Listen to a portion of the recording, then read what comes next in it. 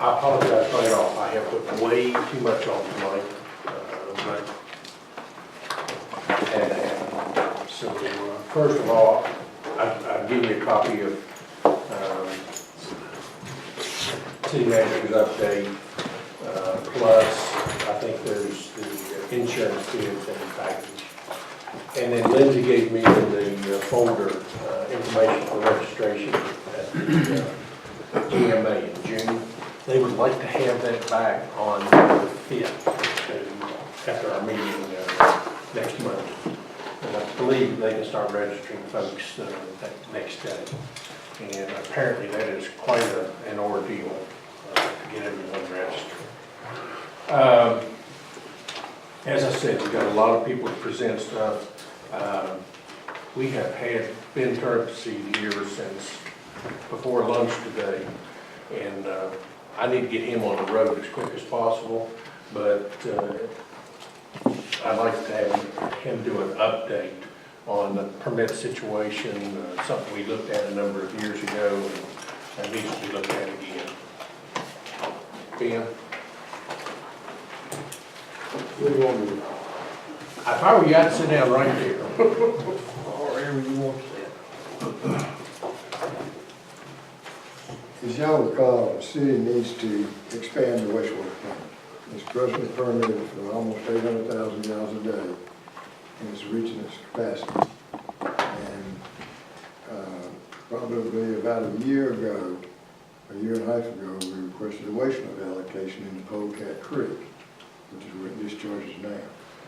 And we were authorized to do the necessary studies and everything to go ahead and get the permit for it.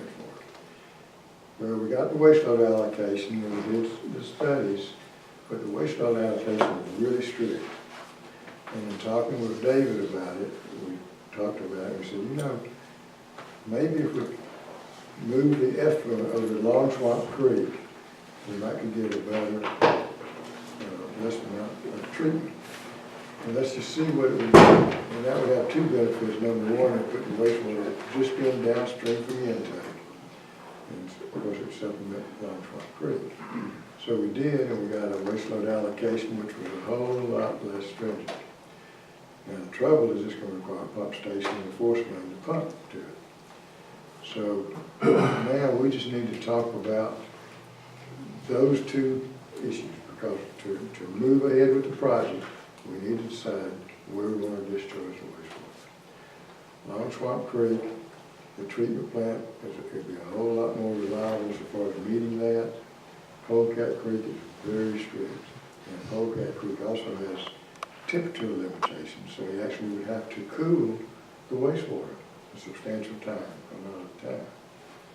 And since you're accepting leachate, the ammonia is very strict, and David has concerns about whether you would even be able to meet those limits during the summer months. Whereas Long Swamp Creek would have none of those, but you would have some additional pumping costs. The only thing about Long Swamp Creek is obviously it's below your intake, but it is above anything that might happen down, like on 53 or something like that, if another water plant or something like that ever came in down there. The permit might be stricter or something like that. You might have to add another process. But in our mind, that's probably going to be in the best interest for the city. The Polecat, we were really surprised we even got a wastewater allocation.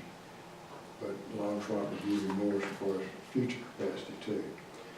The plant, as proposed, will double the capacity that the city has. So if you think about the number of people you have here now, who you're serving, everything else, it would actually double that. So it would serve the city for a long time. This particular plant that you have now was built in, I think, 84, 85, so it's lasted a long time. The Hunop's still in good shape, and you did spend a fair amount of money about 6, 7 years ago upgrading certain things and putting in the equipment necessary for phosphorus removal. The phosphorus removal is going to be the same requirement at both streams, because anything that's in the Etowah Basin has to remove phosphorus, because otherwise phosphorus will create a problem down Lake Altoona. So what I want to do today is just to verify that you want us to keep proceeding on this project, and also recommend that we start applying for funding for the project.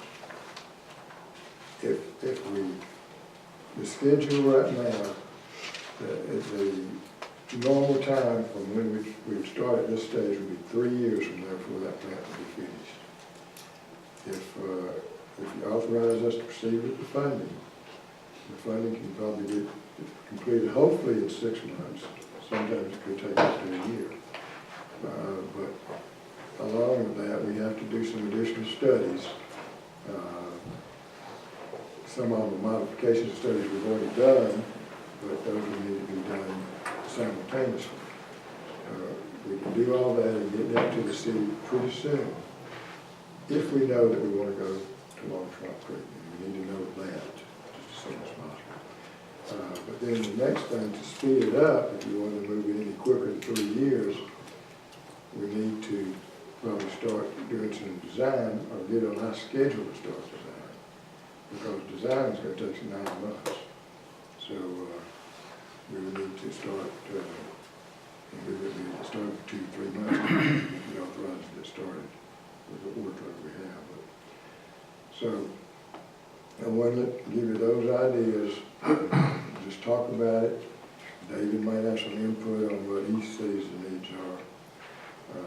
The plant's doing a good job now, and David does a good job. And I think you're in a position, if we don't move now, boys, and interest rates are going up too. We're talking about state revolving loan funds through GFA. The interest rate on a 20-year loan is 2.25%. On a 30-year loan, I think it's 2.96%. Rural development, who at one time got funding for the other plan, and due to the economy, we didn't do it, is going to be I think it's 2.65 for 40 years.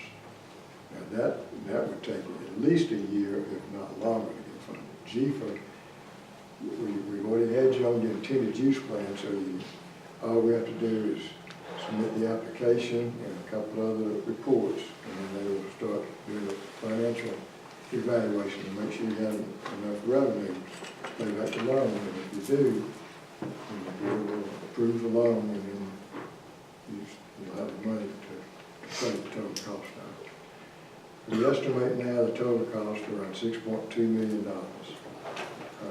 That's including engineering and contingencies and legal.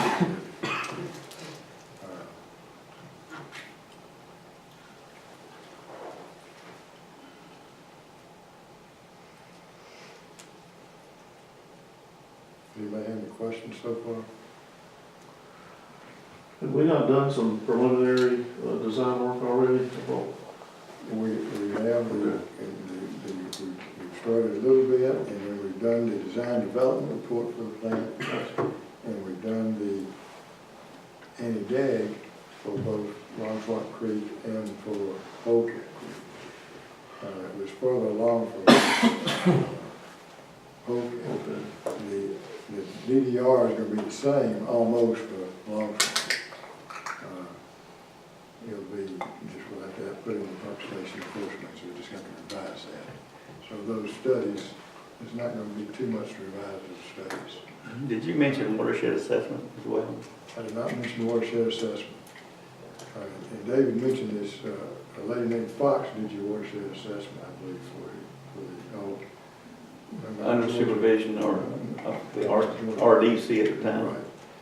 And communities have to have a watershed assessment, a watershed protection plan. I assume that watershed protection plan's been approved and the watershed assessment's been approved. Sometimes EPD, when you get an increase in permit, you have to update your watershed assessment. That does not have to be done before you get the permit. It only has to be done if it has to be done. David said that Fox does not think he'll even have to do that. That's something we check with EPD. But we generally start the watershed assessment after construction starts on the plan, because it takes, you can get that done in a year and a half, but construction on this project is going to be a good 18 months to 2 years, this construction itself. But the watershed assessment and the watershed protection plan, if you have to get a new one, it's just going to be updating the one you have. Has to be approved before you can start discharging according to the new permit. Still running the plant, it's get discharged in accordance with the new permit. And you said there were a lot more restrictions as far as Polecat Creek versus Long Swamp Creek. Yes, and the reason is that the smaller streams, smaller basin. Did y'all happen to do any,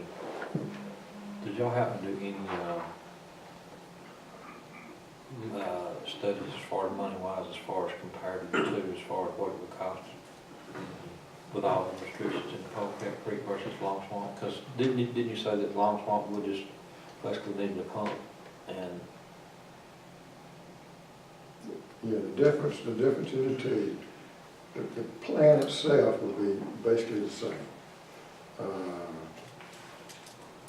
It'd just be a lot more liability on the one going to Long Swamp. But at Polecat, we're going to have to add chillers and stuff like that to automatically cool the wastewater when it leaves certain times of the year. That's going to cost about $850,000, the capital cost of that, we estimate, not counting the operating costs. Long Swamp Creek will require a pump station and a force main, which is going to be about $1.1 million. But the operating cost of pumping is going to be less than the operating cost probably of cooling. So I think it's pretty much a trade-off as it relates to that. Ben, could you address the possibilities of land application, working with the Arrowhead Country Club that we have discussed in the past as a potential for? Either plant could be, the plant will have enough, it will provide enough treatment, so you could use land application if you ever want to go with that. Land application, I mean, reuse. With reuse, the only thing you'd have to do is have some type of storage afterwards. Like if the city worked out something with Arrowhead to use for irrigating the golf course. And some golf courses irrigate with that. But there's got to be storage there, and the storage cannot be a stream like on Arrowhead. It's a flow-through stream. It has to be a storage that's not flow-through. So it cannot be that. So we have to put in some kind of storage facility at the treatment plant or wherever you were pumping it to. You can also use it for reuse in future subdivisions. And that's the going thing in some places. Georgia gets enough rain where you really don't need too much reuse. It's not as much as some areas of Florida and some areas of Arizona and places like that. But the golf courses generally need the water in the summertime when the flows are less. And you have a high discharge is in the wintertime when it rains and everything, and they don't need the water. When the rain, that's when you need the discharge. So there's a little bit of a problem there, but it can be coordinated. It helps a little bit. Now, would this be a positive for our permit increase, or would it remain the same? If we had, You'd have to do a dual permit if you were to do something. so we would get more of a permit in addition to what we would have. You can always add that into your permit if you want to, have a request a dual permit. But you need to find out who's going to be your user and see how much and when they would need that water and work out something. Because you don't want to have that unless you know you can get it, unless you have a use for it. Otherwise, you're going to discharge it all out anyway. Well, Arrowhead Country Club has wooded areas that could be used in addition to the golf course itself. Now, I've not met with them in quite a while, but there was interest working with Mr. Duncan and Mr. Dobson, and something we could bring back to the table. And I think they're going to have bigger issues in the future trying to get withdrawal permits for the golf course. So I think we have a good combination. What kind of storage facility are you talking about? You talking about Well, for land use? when you go with land use like reuse, you gotta have another storage pond of at least 3 days detention time for if the water does not meet reuse quality for some reason. So you pump it in that, pump it Well, back. let's see. And then the other storage is for the treated effluent, because it's gotta go like into a clear well at a water plant and store it there. That storage needs to be the size to meet whatever need. Like, it's just aerated irrigating, we need to know what their water demands are, because their water demands probably instantaneous is gonna be more than the discharge from the treatment plant. But you gotta have some kind of storage there to meet their needs when they need to have the pumps turned on. And another thing with the golf course, there's never been a golf course that I've played on in North Georgia that had enough irrigation, especially during drought conditions. Arrowhead looks really good today, and it's basically because of the extra rain we've had. Yeah. But during the extreme drought conditions, and even during the non-drought, if we extended help them extend their sprinkling system, which would be I think a draw for them, and we'd have more heads that we could release reuse water. The other benefit there in the summertime, of course, you don't have as high a flow in the summertime, you don't have quite as big a need, but you do have somewhat of a higher degree of treatment necessary because the stream cannot assimilate as much wastewater. So your ammonia limits are going to be higher in the summertime, lower, which means you have to do a little bit higher degree of treatment. And I'm not sure what your wastewater flow is in the summertime versus the wintertime. It's affected with storm flow sometimes and infiltration inflow. But that's something that can be added to the plant because the plant will be able to handle that. I think with the potential for extra irrigation lines at the golf course, if it was at the city's cost to do that, I think the golf course would be receptive. Make it much more plush. Golf courses just have to advertise that it's being irrigated with reuse water. Because, and there's a lot of golf courses in Georgia that are like that.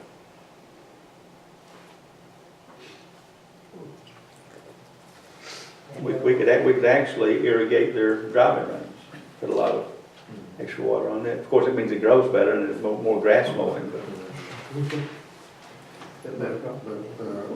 So we need to be given as soon as possible whether you want to go to Long Swamp. And I recommend that we probably do go to Long Swamp based on talking with David and everything and evaluating the numbers. And also I recommend that we go ahead and start submitting an application for the GFA, not rural development, and that we modify those studies. And if you want us to proceed with construction, all you need to do is authorize us to do that. Submit an initial agreement for that.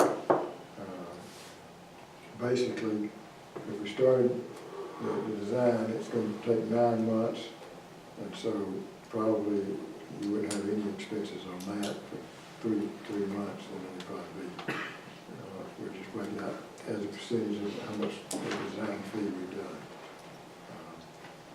We were talking about considering 20,000 as a month as a start on that.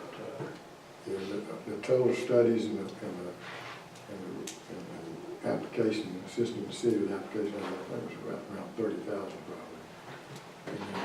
And the total design fee would probably not be maybe 140, 160,000, but that's going to be spread out over 9 months and probably we can get started for about 2 months. That way we'll be 6 months ahead of the game.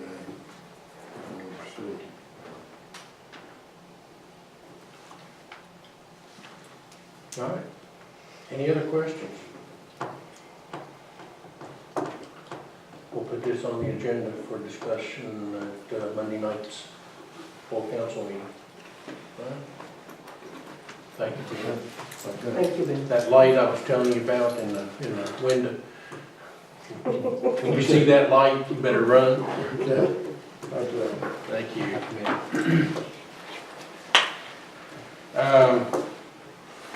Additionally, we've got Matt Bidwell with us. Jim, may I, Sure. you guys still gotta have Ben here. Could we talk a little bit about what we talked, John's here as well, what we did today? I know We it's not- can, depending on, If you don't mind, Matt, please. introduce Ben again and Mr. John, And, I got the commissioner here as well. We don't need to be sneaking around and trying to discuss what we discussed today. all right. Certainly. Want me to come John, back? yeah. Put you on the spot, Mr. Klein. Want me at the table? Please, if you would. Council, Jim, if I mind here just a moment, I've been working on this project for a while. Please do. And Commissioner, we've been going out in your service delivery area. Shame on you. But we haven't done any deal without you knowing about it yet. Well, we've been negotiating with Polycor, working with them to get their water that they're pumping out of their quarry. And with that, we met with them today. A young man by the name of Marshall Rich. And John, Jim, if you don't mind, I will turn it over to John and Ben to tell a little bit about, because John, you're the one that got me in the door as well as yourself. What do you think we've got here, and what do you think it means for the city of Jasper and Pickens County? Well, potentially it can be a very big thing for the whole area of North Georgia, because as everybody knows, the city and the county are relatively short of water for the future growth that we got coming. Knocking on doors, having been with the mining industry and so forth, I had some knowledge of who and where some of the waters were, and after working with the other company, Emery's, they have water at Whitestone, got a little at Marble Hill, but they were not as receptive with us as Polycor. In fact, they were the ones that came back to me and told us that we were in the wrong place. We need to be at Tate. So Tate was very receptive, and the reason they've got a major problem. They got a problem with too much water, and what do they do with it? So they have been very receptive for 2 or 3 meetings that we've had with them, and Brother Ben has been there with us. But the question is, of this water that they're pumping back into the creek, how much of it can we get and use for the city and for the county? And that's where we are today. And we have a group, we have a company that's very much wants us to work with them. And we couldn't have a group that's more compatible in wanting us to work it. And with that, Get more water from there. Mr. Turnipseed, if you would explain to the council and the public what obstacles we have to overcome in order to have a product that we're hopefully to gain from the marble company, so that product being water. Well, for years, the city, this goes back a long time, we've been trying to determine where we get more water resources for the city and the county for that matter, and maximizing every potential source. Long Swamp Creek, of course, the city has 2 wells, and then we actually looked at Whitestone with Emery's and then Marble Hill with Polycor, and they all have quarries and different things in their mining operations, and they have water, and the water though, and they have storage in those mines, and that's something that we need to be evaluating, because obviously it can be a very interest to the people in a very big need. And And of course, the city owns the mines over there close to the intake right now, which is a nice source for potential storage. Because you have to have storage during the drought period. So the next step is to probably meet with EPD and talk with them about the different things the city's looking into. Obviously, we're going to be looking into improving, reducing our unaccountable water and other things to help. So we're doing all of this so we can increase the permit if at all possible. And of course, also we've looked into additional connections with the county and both to buy and sell to the county that would help both entities out. And so those are ongoing things that we need to just move forward just as quick as we can to work out agreements to get those in place. And I can answer any questions anybody has, but that kind of ties it up in a nutshell, I think. Let me, if I might add to that just somewhat, because we were there today and we had quite a lengthy conversation. Again, we saw the entire operation of the marble company and their issue with the flooding in the quarries. And all of our discussion today was an hour plus in a very warm room. And after all the discussion, it boiled down simply, is the water in the quarries permittable? Will we be able to obtain a permit from the EPD? If we can't obtain a permit from the EPD, which we've charged Ben to go to find if we could, and if we can't get a permit, if they say this water is not real water that we can use, it's creek water, it belongs to Florida and Alabama, and lower west Georgia, we're out. And there's no reason to beat around the bush about it. We either got water or we don't. And if they don't, we can go looking at another location. And John and I beat on this for a year or so now. And so that's the question it boiled down to today. And I feel like the council needs to know, because if we could get this 2.5 million gallons that they pump into the stream each day and pump it back to Jasper, Georgia, we could pump it into our mines and let it flow right back to them. And I've seen drought conditions in Jasper, Georgia many a time in Pickens County where we'd love to have that water cycling from Tate back to Jasper and going back to Tate.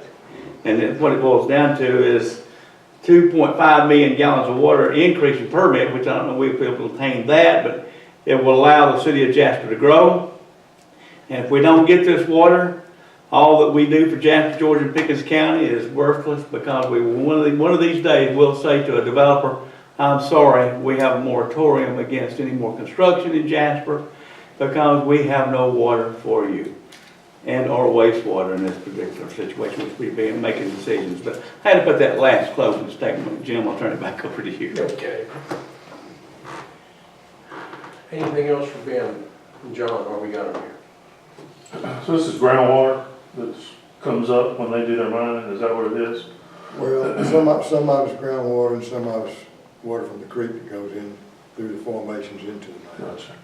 But the mines also have storage capacity that might be used, and so those are all things, we're always looking for storage and also a raw water source.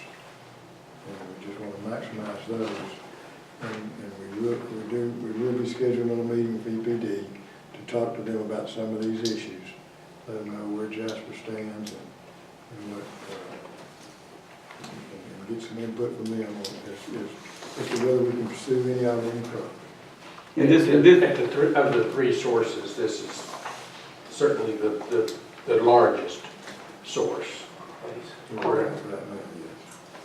And this creek passing by Georgia Marble in this location is all the water that drops from this traffic light at Main Street all the way to Big Canoe in this entire watershed. So it's the ideal location if we're going to find one. The next best water is Talking Rock, and all the water on the other side of the traffic light goes in that direction, actually toward Polecat Creek. Actually above the hill at Talking Rock goes toward those areas. Pickens County is divided up in kind of 3 quadrants. But that's the biggest watershed that goes in the eastern part of the county. And it'd be a great place one of these days to put a water treatment plant if we could find the location and we had the storage that we talked to with them about the quarries. So all this is open for us in the future, and it could be a joint effort, but we might be able to negotiate a service delivery strategy issue down the road if we can get a pipe running back from there to Jasper. Thank you. And thank you, Ben, for coming today and spending all day with Wait us. a minute, David's got something. David? The generator, you were gonna have to talk about the generator, Jim? You gonna do that rather than, okay. Let's get this out of the way, Matt, and that way we can, Hey, I'm, if we change the subject, we'll never get our minds straight again. Go ahead. David? Lynn? Just, we were gonna talk about the generator, Jim, if you wanna. Go ahead. Go ahead and talk about the pump too. Okay, we're in the process of finishing up on the generators that, the grant that we received from the state for the generators. And one of the generators at the Cove well has found out that the propane is not gonna work, so we're going to switch over to diesel. So for this switch over, it's gonna be about $14,000 to take the propane generator out and put in a diesel generator, 200 horse. And Tell them what happened to the pump, David. it didn't work to begin with. The first day they put it up there and they kept adjusting on it, trying to make it work, the diesel generator. And in my opinion, they adjusted a little too much and blew it up. So we're back to square one. They're gonna take that one back and give us full credit on it and replace it with a 200 horsepower generator that will pull both motors, the 100 horse and the 60 horse. And our big concern, why we wanted to go with propane, because of the proximity to the creek. Yeah, we were wanting to stay away from diesel, but there's really no other way to go with that much torque that it's gonna take to start both of these motors. We're gonna have to go diesel, and we'll just have to protect it. Ben and them are gonna design something for us, the best that we can do to try to prevent, you know, a spill ever happening. And we won't keep fuel there except what's in the generator until, you know, a storm is suspected. Then we'll try to get some additional fuel over there, but we won't leave the fuel over there at all times.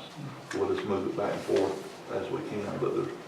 And to the council and the public, explain a little bit how it happened when the storm hit back in the late summer. When we lost power down there, when the trees were down. Yeah, when we lost power over there, we had to take our 200 horse that y'all had purchased earlier last year, right? Mm-hmm. And we run it to run the 100 horse, and then the other one at the time did run the small one, but it would not run the big one. But now it won't run at all.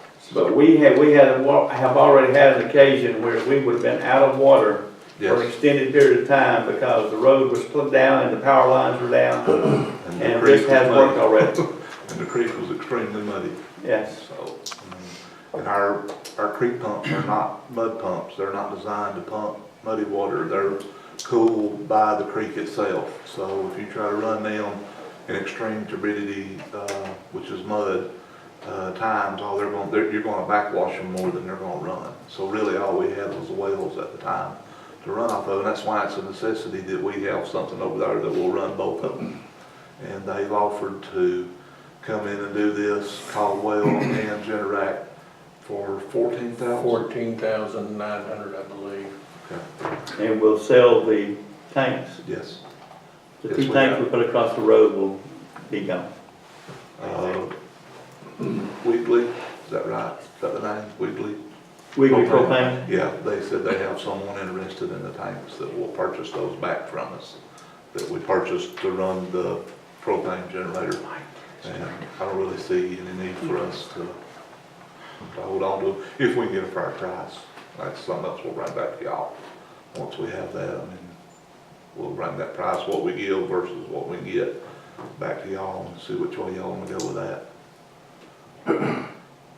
So what's the run time? The generator will be up there with a tank full of diesel. How long will it run, just on what we're gonna keep Probably it 2 to? days. But we'll always, Dr. Parker, we'll always try to you know, if we see something coming, you know, get some extra fuel over there ready. I mean, John and them are good, they usually got the power back on within a couple days. If it's an extreme thing, we'll have another tank over there ready to go. And, just to add on to that, Lisa is looking at the possibility of adding this to the grant that we got for this work.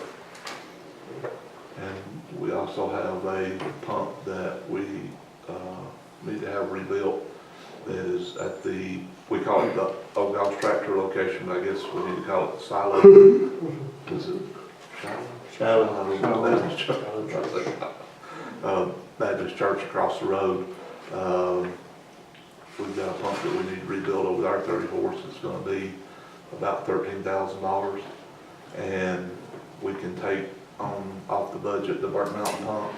We should be okay. It's still running good and okay, so we should be able to make it longer with it to have this pump rebuilt at Golf's tractor.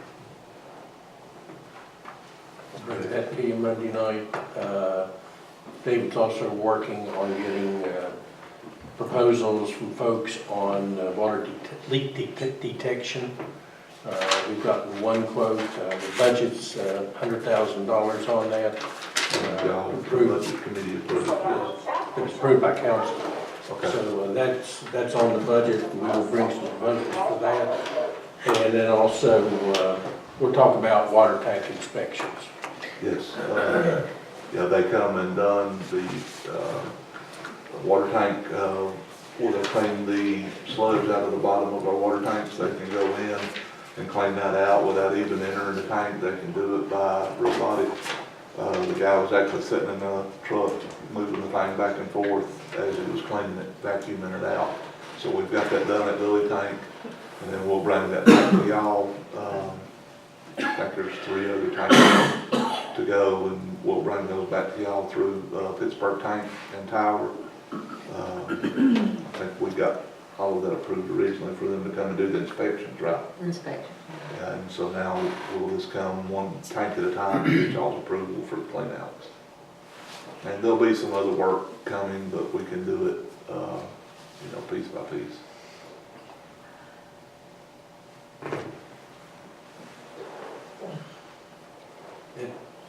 That's my list. Thank you. Thank you. All right, Matt. Matt's really gonna speak to us about a couple of things. His health insurance proposal, which I sent out one day last week. If you have any questions on that. Kevin could not be here. He is out of state. If you want, we can ask him to be at the meeting on the 5th.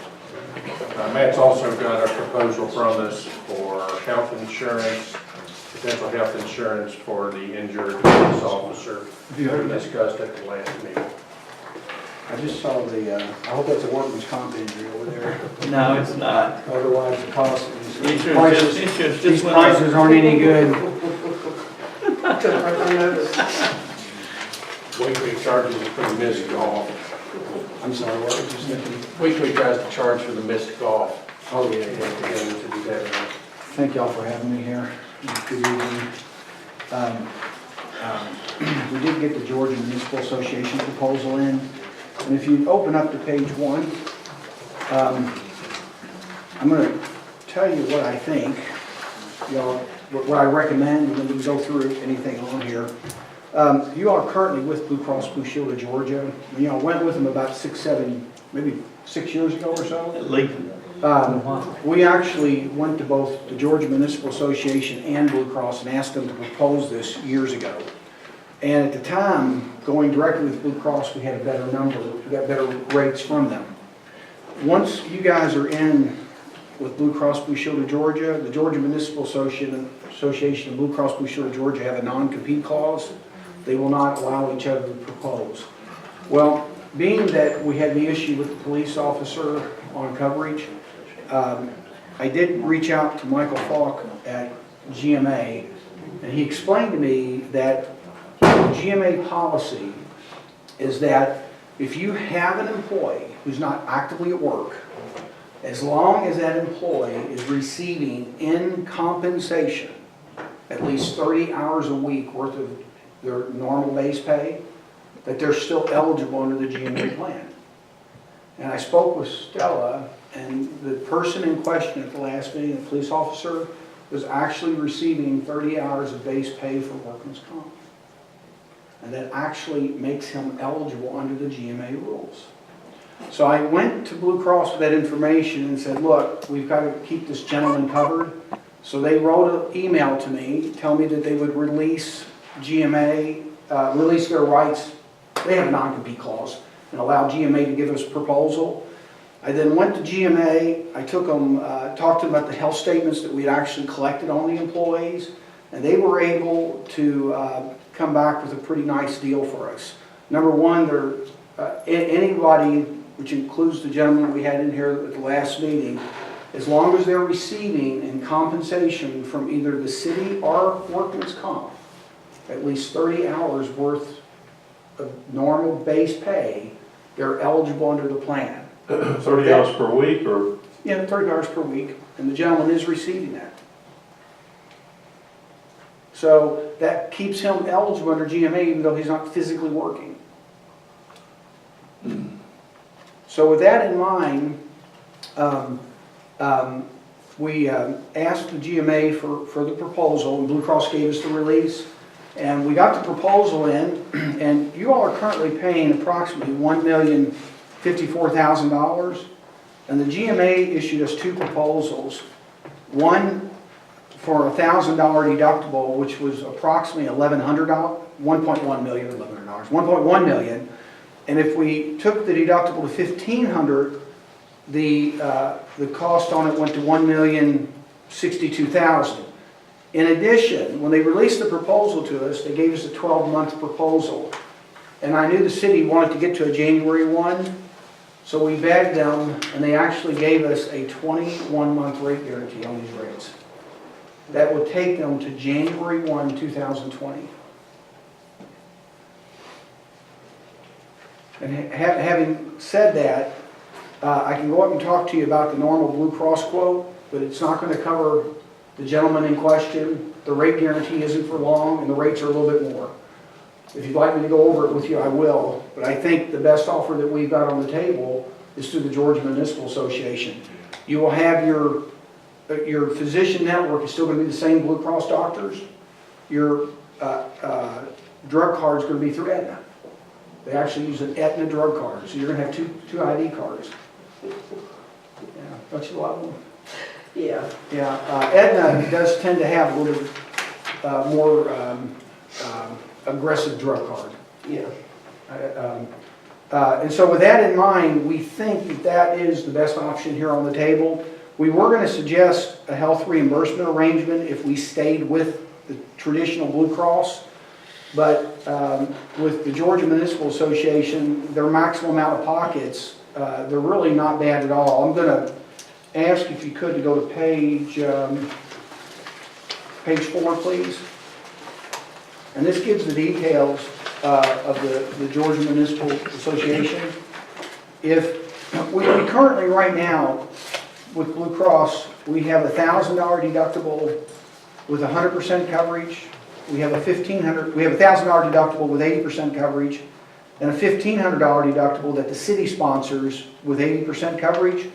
And we have the bulk of the employees are in the $1,500 deductible plan.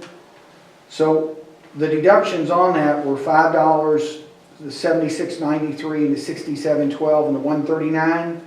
I took those base plan deductions and just moved them over to one of the GMA proposals, to both of them.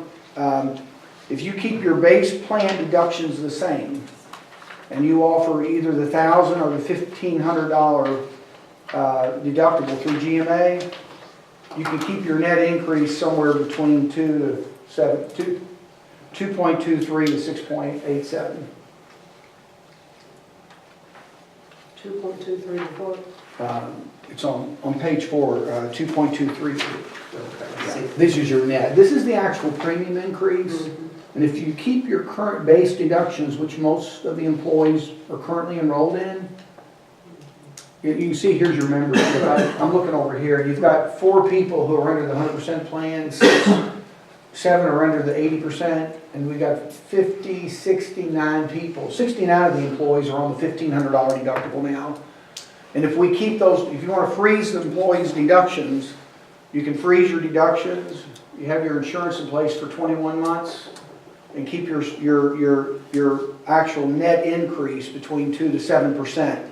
The actual premium increases were 0.8% up to just under 5%. But we, you know, again, we're trying to show you, you know, how we, you know, what you made, just a suggestion in terms of your deductions. And this would be with the Georgia Municipal Association into their pool.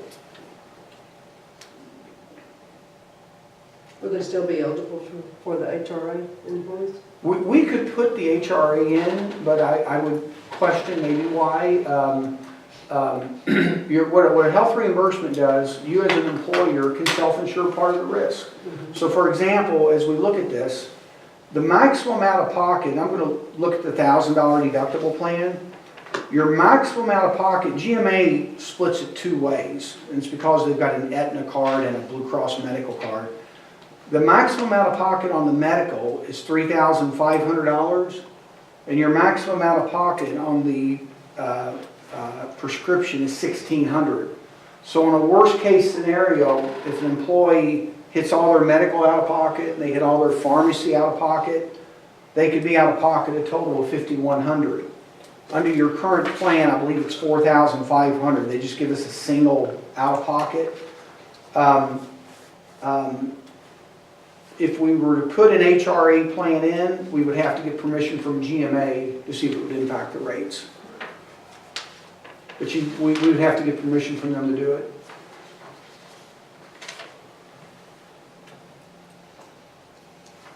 So the prescription would go to a total deductible? None of it would be co-pays like they're used to? Is it? Oh, no. Here, let me, oh yeah. Right now, your current prescription drugs, and I'm going to talk about the base plan. Your generics are up to a maximum of 15 under the current plan. Under the new plan, they'd be capped at 10. Okay. The brand drugs are $35, would still be $35. And your tier 3 non-formulary brands would stay at $60. And the GMA plan does not have a tier 4. Right now on your specialty drugs, you all have to pay 20% of the cost up to $300. Under GMA, that's going to fall back to a $60. So you actually end up with a better drug card. Matt, GMA was founded in order to assist the cities across the state to perform better for its constituents and its employees. We left GMA's insurance some years back because we felt we weren't getting that deal that they promised. And almost to the point where we could not work with that insurance company because of the bureaucracies and whatever else we had to face. How has that changed today to make us feel a little bit better? I had to tell Stella, we have 2 other cities that we represent through GMA. GMA's changed their tune. They normally would not work with brokers. They do work with brokers. We will typically go in, we get your experience from them, and we will actually take it to market. And we will go back and negotiate with them and say, hey, look, why are you doing this? And they will actually come back and negotiate with us. In the past, it used to be, this is it, we're GMA, you got to be that way. Well, they were making money off the insurance that they were selling, and they should have been representing us. And Yeah, I've been at the meetings before to discuss this with them. So they've actually will now work with us. And then the second thing with GMA, by and large, they do a really good job. The thing that you want your representative to do is you don't want to pay more than your fair share. You're in a pool, and if you're running real well, you don't want to, you want to win for that. But on the same token, if you have a real bad year, you don't want to get soaked. What pool are we with now? Right now, We're going to be with all the cities in the state of Georgia? No. right now you're in a pool with Blue Cross Blue Shield of Georgia of all their customers between 50 and 100 employees. So you're in a pretty big pool with Blue Cross. With cities? No, just with Blue Cross, that's Okay, current. Okay. You're gonna move into a pool that's gonna be in the Georgia Municipal Association pool, which is just going to be the cities that are in the pool, which is, I think, around 300 or so. What percentage does GMA get? We have to pay you, we don't mind, Well, actually, work hard GMA's for paying it. us through you all. I mean, we're being paid through GMA by you all, yeah. So, These rates factor in our broker fee. okay, we're not gonna see any hidden costs down the road where, No. because now we're picking up another broker, basically. GMA is nothing but a broker. Well, no, what you're doing, GMA actually has the pool. So look, we're looking like that. We didn't have these conversations many times. No, I was gonna get into the bureaucracy, that was the other part of your question. GMA, they actually do a really good job. I'll tell you this, they have a much smaller margin that they operate on than what Blue Cross does. A much smaller margin. It wouldn't take much to operate on. Oh, yeah, Blue Cross's margins is Blue Cross, yes. But GMA, by and large, we have LJ with them. We had LJ with them probably 4 years. And I don't think they've had 15% rate increases in 4 years, LJ. Now, we've had Toccoa with them, which is quite a bit bigger. And Toccoa just typically runs bad. And we fight to keep those increases around 10 or 12%. I mean, Like us. well, We're getting there. but see, if you're running bad, GMA is a good place to be. Okay. Could the employees qualify for an HSA? In order to Or get that to... kind of deductible? I mean, Well, here, to open up an HSA, an employee has to be enrolled in a high deductible health plan. And a high deductible health plan, I don't know if GMA offers them, they might, I'd have to check with them. But under a high deductible health plan, your first expenses they have to be paid 100% by the employee. So that means what's the deductible qualification? on an individual, I believe it's somewhere around $1,300. And on a family, it has to be about $2,700. So that means if I'm covering family coverage here, that means that the first, somewhere around $2,700 a year in expenses, I have to pay them first before any insurance kicks in. Wow. And honestly, what happens is the places where we have the high deductible health plans in, they tend to be more the higher income folks, because most of the folks out there, they cannot afford to come up with that kind of money to pay for a drug or a doctor visit. And some of the municipalities, they have put in HSAs with high deductibles, but they don't save you any money, because what happens, they'll put in maybe a $2,000 deductible for the employee, but then they'll put in maybe $1,000 in their HSA. And from a financial standpoint, you'll spend about the same amount of money. But what happens is, what you're trying to do with a HSA high deductible plan is you're trying to turn our employees into consumers. We want to be careful in how they use the insurance. And I will tell you this, GMA, when you start looking at HSA and HRA type plans, that's not their strong suit. Most of the folks who work for cities, they have to have a fairly low copay and a deductible just by the nature of their salaries. But I am strongly recommending the GMA option. I think it's, they did a good job. And conversely, every year we would still shop the insurance outside of GMA, and then go back and look at the market, how much y'all would like us to do. So you lost me at the very beginning a little bit. So we're talking about keeping this injured employee on our plan. So he would just have a regular plan, and that was what allowed us to skip the GMA? That was the wedge that I shouldn't call it a wedge. That's okay. That was actually the information that went to Blue Cross, and armed with that information, Blue Cross agreed to let GMA propose it since their rules would allow him to stay covered. Okay.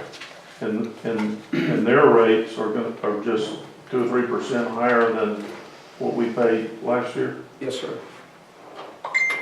Well, I guess we won't talk about last year. Okay. So we've gone from, I think in the meeting it was 30%, Yeah, I have to It was apologize. I updated to misspoke. 20%, Yeah, I now we're down to 2 or 3. But I misspoke. I wasn't coming here actually thinking I was giving a presentation on, Yeah. on that, and I remembered it wrongly, so I Okay. I I apologize. just wanna The make old sure. man's memory goes, you know. Well, at least you remembered it too high rather than too low, then. I always know that's a better way, but I did. Yeah. It's all right. But I'm actually tickled to death with this Georgia Municipal Association for 2 reasons. One, we're able to keep the general loan coverage. Number 2, the cost, I think, is fantastic.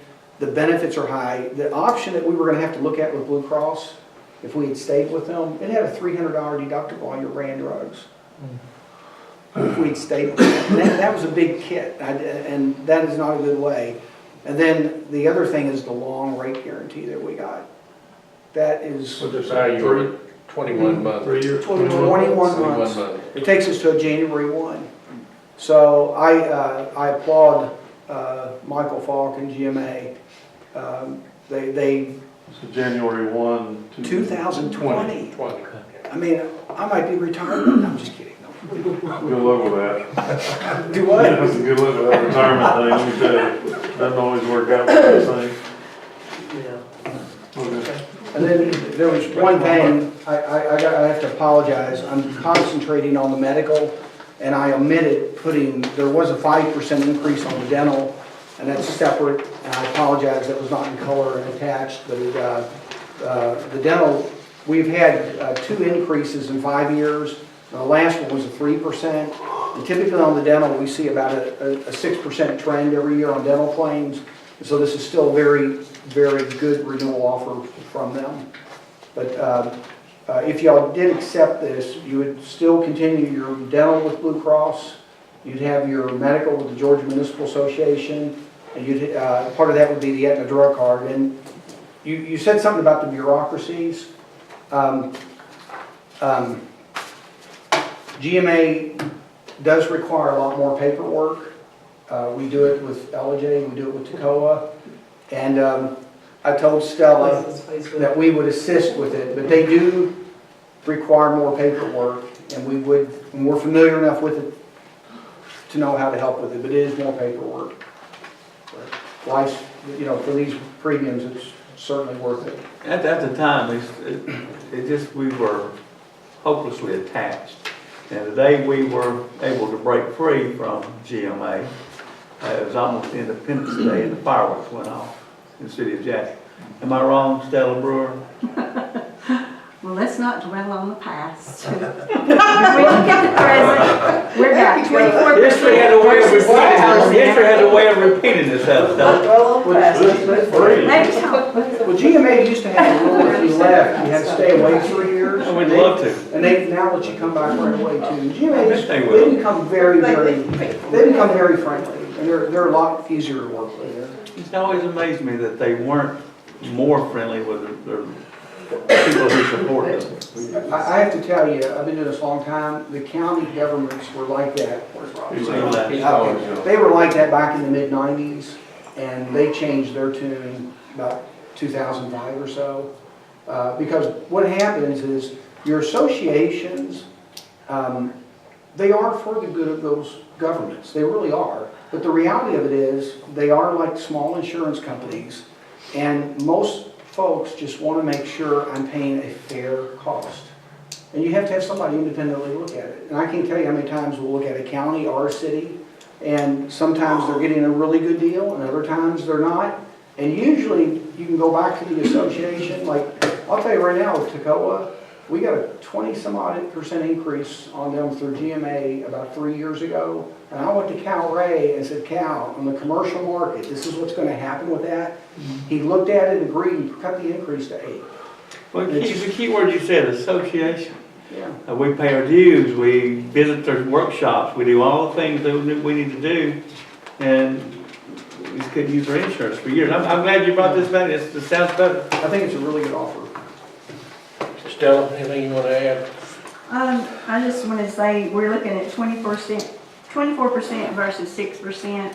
The only drawback I see on it is the physician's visit going from 25 to 40. But if the council chose to do the $1,000 deductible as opposed to the $1,500 deductible, I think that would be a fair trade-off for the employees. And it would only be a 6.87% increase for the city. That's my That's opinion. for primary care, right? That's, yeah, Yes. well, but what about What for was special? specialists, 50? It's 50 now, and it would be 50 on this, yeah. I'm passing primary care. So. Any other questions? We will add this to the agenda for Monday's meeting as an action item, consideration. Or you want to be Who is there? our Monday? vision crew? Still, Good way. it's not. It's blue, Would you blue like choice, me I to think have, it's another, it's both Blue Matt Cross and Kevin basically. here? I think they should be on the agenda together, and I will put Matt on that. I'll put both of them on the agenda. Okay. Will we still have vision through? It'd stay, everything else stay the same. Oh, I only addressed items that had a change on the dental. okay. Are you gonna be able to meet with Kevin between now and Monday? I'll call him. Okay, that'd be a good idea. Y'all do like today. Thank y'all. Keep beating your horses Thank both to you. the end of the race. What did you say? We'll beat both of your horses till we get to the end of the race. Thank you. No, Thank you. hey, thank Hey. y'all. 18 stitches made me think of you. You gotta keep your hands where they belong. You wanna tell us your story? Holding a fishbowl? No, yeah, my hand is paralyzed at the GMA conference. This half hand, I cut it on a fishbowl, and it's half his hand's paralyzed at Savannah, cut it on a candy jar.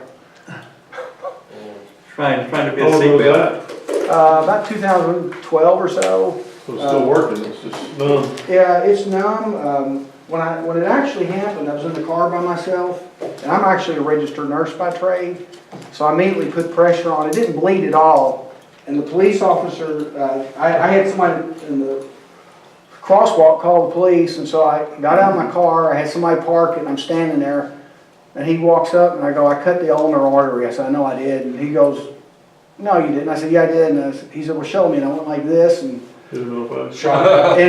and then he said, "Well, we're going to take you over to the memorial." And I said, "I ain't going nowhere." I said, "It's Friday. I'm not going to get stuck in the hospital without my car."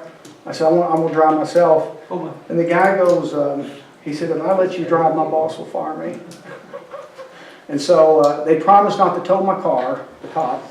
And then he told me Memorial was a level 1 trauma center.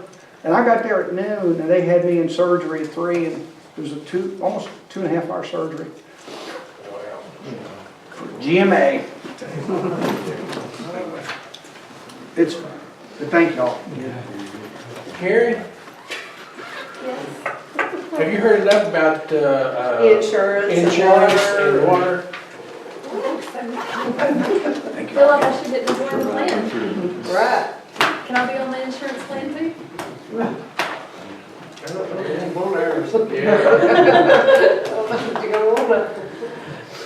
Okay.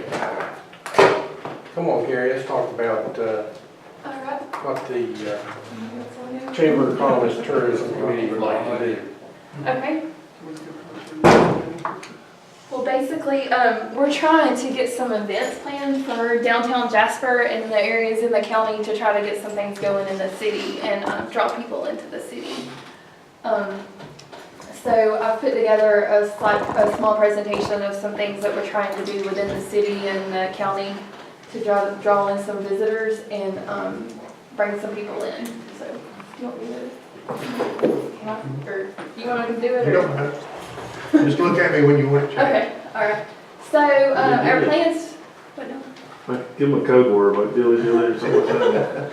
So the plans for 2018, so we've got some large events on the goals, and we got some small things going on that don't affect any approval. But some of the large events is we're going to present a Saturday social in the mountains, and we want this event to take place on the Saturdays during the year in 2018. And we have a Light Up Jasper campaign, and then some town beautification promotion projects. And this, on the small side of things, we've got some retail shopping events and some organization type events.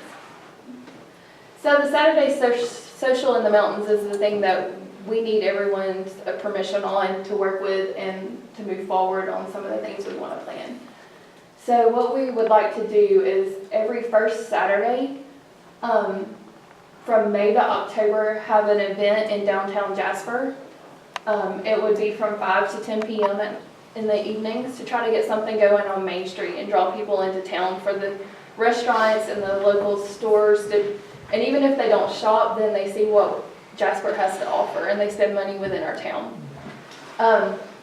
What we have on the horizon for May would be, and each one of these would feature like a DJ and a band and a classic car and Jeep cruise. And then each one would be a different theme. So for May, what we had played around with is having like an art theme. So selling some booths out to some art vendors, letting local artists bring their exhibits to Main Street and try to sell their artwork. June, what we would like to do is a wine and cheese sampling. So work with the different wine organizations around to try to bring in different wineries. Just like they do this in Chattanooga. I believe you buy a wine glass and you get so many tickets and you can go to each tent and booth and sample the wine and buy their wine and things like that. And of course there would be a fee with that probably from the city to have a permit there. July, and actually Lonnie, if you'll go, well, July would be the Great American Cookout and Beer. August is Sweet Summertime. Basically we want to do something for the kids in the city since it's back to school. And then September, we're teaming up with Jeep Fest. That might be the only month that there might be something a little bit different because Jeep Fest has got some big things going on from what I gather. And then October, it would be the Marble Festival weekend. So we would start advertising now that something's going on the first Saturday of the month, every month from May to October in Jasper. So that gets people thinking first Saturday they can come to Jasper and have something to do. If you'll go to the next slide. So this just gives a little bit of information about each month. So May actually falls on May 5th, which is Cinco de Mayo. So our thoughts there is try to have like a Cinco de Mayo party downtown. So maybe like have margaritas being served in town by local vendors, some food trucks in, and talk to the local Mexican restaurants and seeing if they would want to do something in downtown. Let's just have a big party on Main Street for Cinco de Mayo. Have a band and a DJ, and then also it would have the art incorporated in the vendors. So then the next slide, Monty, tells a little bit about June. So June, as I said earlier, is the wine and cheese sampling. So we'd sell the wine, or the wine glasses would be sold, and they'd have tickets so they could sample them, and they could buy the wine from the local wineries. And from what I understand, there's some organizations you can go out with this, and they can help put this together. And bring in the different wineries. And then July, what we had thought was the Great American Cookout because it's the July after the 4th. So let's bring it back like the old days in Jasper. I've heard a lot of people say that they really enjoyed like the old parties that used to be thrown in town, the three-legged races and things like that. And then maybe put it out to like the different boosters like for a fee. Like the band booster or the band booster club and different organizations, if they wanted to sell like cookout type food, then they could have a tent to sell their food and raise some money maybe to put the money back in our schools or different organizations around the county. And then in August, just some ideas is we want to try to give something for all the kids to do because they're starting school back. And each event, like we want to have a kids activity, but this would be the big one for the kids. So I don't know how many of y'all are seeing like the slip and slides that where you slip and slide the city and things like that. So maybe use the green space there and have a slip and slide for the kids, or have the fire truck out and let them hose down the kids. Like let the kids have some fun because they're starting back to school and it's still summertime. And then September, obviously, we would work with Chris Stansel and Donnie with the Jeep Fest and try to plan that around. So that one actually might have to not be in downtown Jasper, but we do want to work with them and team up with them on September. And then October, obviously, would be the last one, and we're ending it with the Marble Festival. That's already set in everybody's mind. It's the first weekend in October. So then we would end it with that day. So if people are coming into town, we want them to get used to coming back every first Saturday. So this prepares people to maybe come in October also to celebrate the Marble Festival with us where they might not have came back previously. So any questions on the events in town? I mean, our thought is we would close both sides.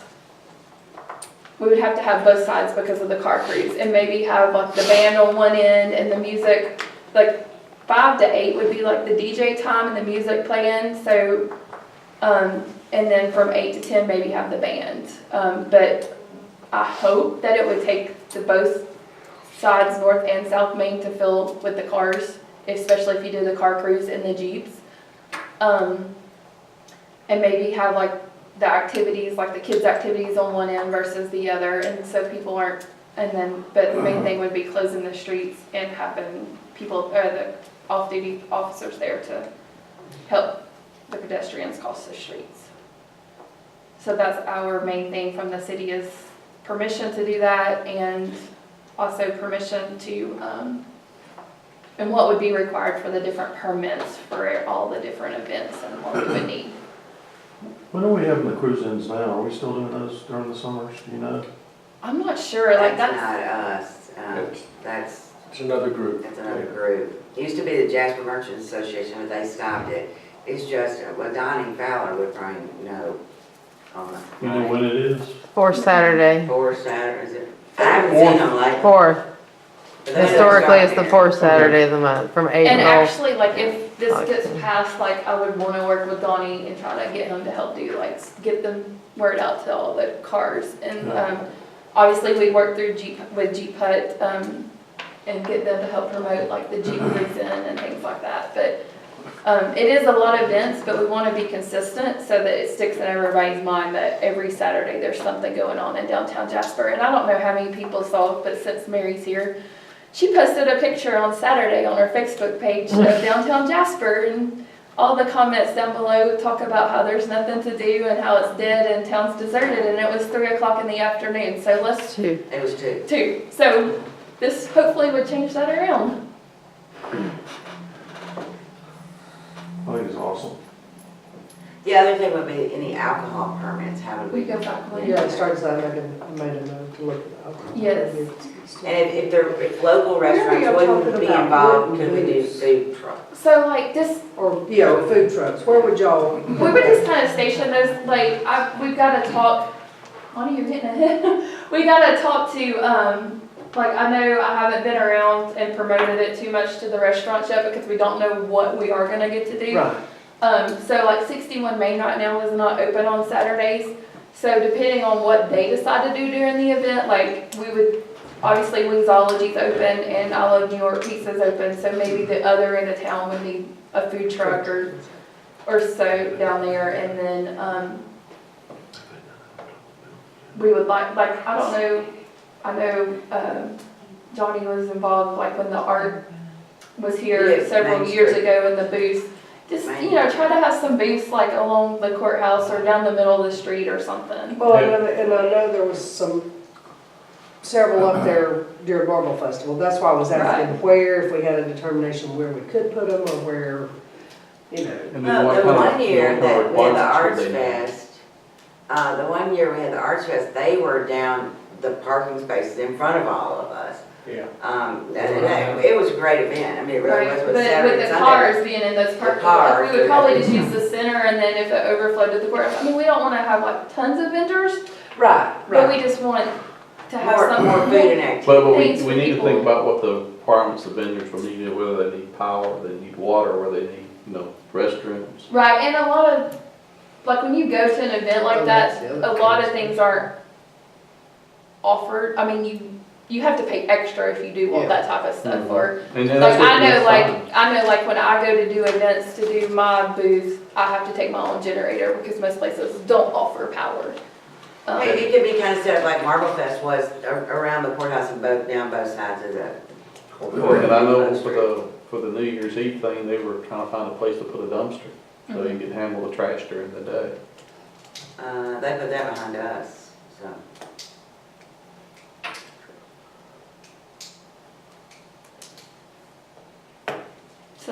the big events that we have planned and would like to do. And just to throw something out there, y'all maybe thought about a movie night? Get one of those big blow up movie screens and. Well, we had talked about the idea a little bit with Jeep Fest, but I think that might have to be changed, but that's opening weekend of football, so we thought about maybe projecting the football games. That'd be great. But due to it depends on some of their plans. And then the rec department also does movie nights, so we want to kind of keep with the same, we'd like to try to keep with the same theme that we're it's a band or DJ every month, and then we don't really want to compete with our own self, because I know the rec department does offer, and the Methodist Church does have movies outside as well, I think, during the summer. Okay, what's your plans in case of rain, especially like we got? I mean, it would just, You're in that? yeah. I mean, that's the risk of planning any outdoor event like that, but we've got to do, I mean, town. First Friday in Canton, how they're doing First Fridays. Or Alive After 5 in Roswell, which is huge now, but didn't start. Yeah, I know, like leaving Alpharetta on a Thursday, when it's out after 5, I mean, it takes me forever to get home because there's people everywhere. And we've got to start somewhere to get something revived in town. And if they're coming to town to watch this or just walking up and down the streets, they're gonna go in a restaurant, have something to eat hopefully, or maybe come back and shop later. Would the shop stay open later, like they used to? I know, I think some of us will, and I think as they see people are coming, others will get on board. I know I'll stay open, I think Nancy will stay open. I can't speak for the others. We honestly have not even talked to them about this. We have a meeting in the morning about some of our events, and I was gonna kind of touch base on it a little bit depending on how the night went, but I don't know, I mean, I think Jack, it's gonna be I would stay contagious open. where I think people start realizing, yeah. people will start realizing it people start coming. So y'all are basically looking for the city to be able to close the streets, is that correct? Yes, and what would be required as far as permits and things in that nature? Anything else y'all can think of that we would need from the city? Basically, it would be the permit for closing the streets and serving alcohol out, or if we had any, like, say we had a margarita truck come into town. Right. Is that, because they would have the license, is that okay, or do we have to have a different permit to do that? We're just looking into it. I'll buy you the first one. And maintain the peace now. What about restrooms? Have y'all discussed that? We would have to have porta potties. We haven't gone into all the deep plans. No, and that's why I'm asking, because I'm We have to curious. have porta potties. Well, the art festivals, they have the porta potties on the side street there between the courthouse and the last events. Yeah, like during the Christmas parade, some of and I have nothing to do with the Jasper Merchants Association anymore. I did at one time, but they would put them way down by on the other end of the Progress. Well, then everybody was coming to the stores looking, so then we actually got them to move it on the side of Martyrs Building, right down that sidewalk right there, What organization? which worked much better. This is just tourism for the chamber. Chamber, oh, okay. I thought, I had a moment of. That we hit the lottery? I'm sorry? Did you think we hit the lottery or something? We were I was mixed in with downtown merchants for a moment, you said I used to be, okay. I have no. No, this is tourism committee through the chamber. Okay. So the Merchant Association is not part of this? I'm not, none of us are. No, This is not the Merchant Association? No, this is a tourism. This is tourism through the Pickens County Chamber. Yeah. We have not discussed it with anybody but ourselves. I mean, the 5 of us, Okay. 6 of us, yeah, that's it. That's how wars get started, I just kind of curious. Yeah, no, we Break that up, didn't you? you know, we've been trying to come up with the ideas. Carrie came up with the plan for all this. And we have some other things that we don't think have to be approved. Yeah, and there is Which would a lot of them, yeah. so we can kind of touch base on them, but we have a lot of things planned for the community, hopefully, throughout the year. But this is the main one, the big one, that is gonna take the most funds from the sponsors and approvals. Okay, the bands, what kind of, you talking about just getting local bands, maybe soon go out there and maybe getting like Woodstock? Like local bands, it depends on how much the sponsor's willing to pay for. I started saying, Pay we for the don't have the events. budget. We would, Yeah. we would like to, get local. Any other questions? And honestly, we haven't spent tons of time like reaching out to try to book anybody or do anything on it, because the first step is making sure that we can do it. I mean, the last thing I wanna do is spend tons of hours and call these things, like Jasper's looking at planning a wine night, or we're gonna have a art show, can I have book a DJ for May, or call a food truck and try to book them, and then something not be able to be done, because I mean, we are doing this as a volunteer basis. So any of y'all, Love that, thank you. any of y'all ever been to the Variety Playhouse on Little 5 Points? I went there for Folsom's birthday last week. It's a 1,000-seat venue, which is really not very big.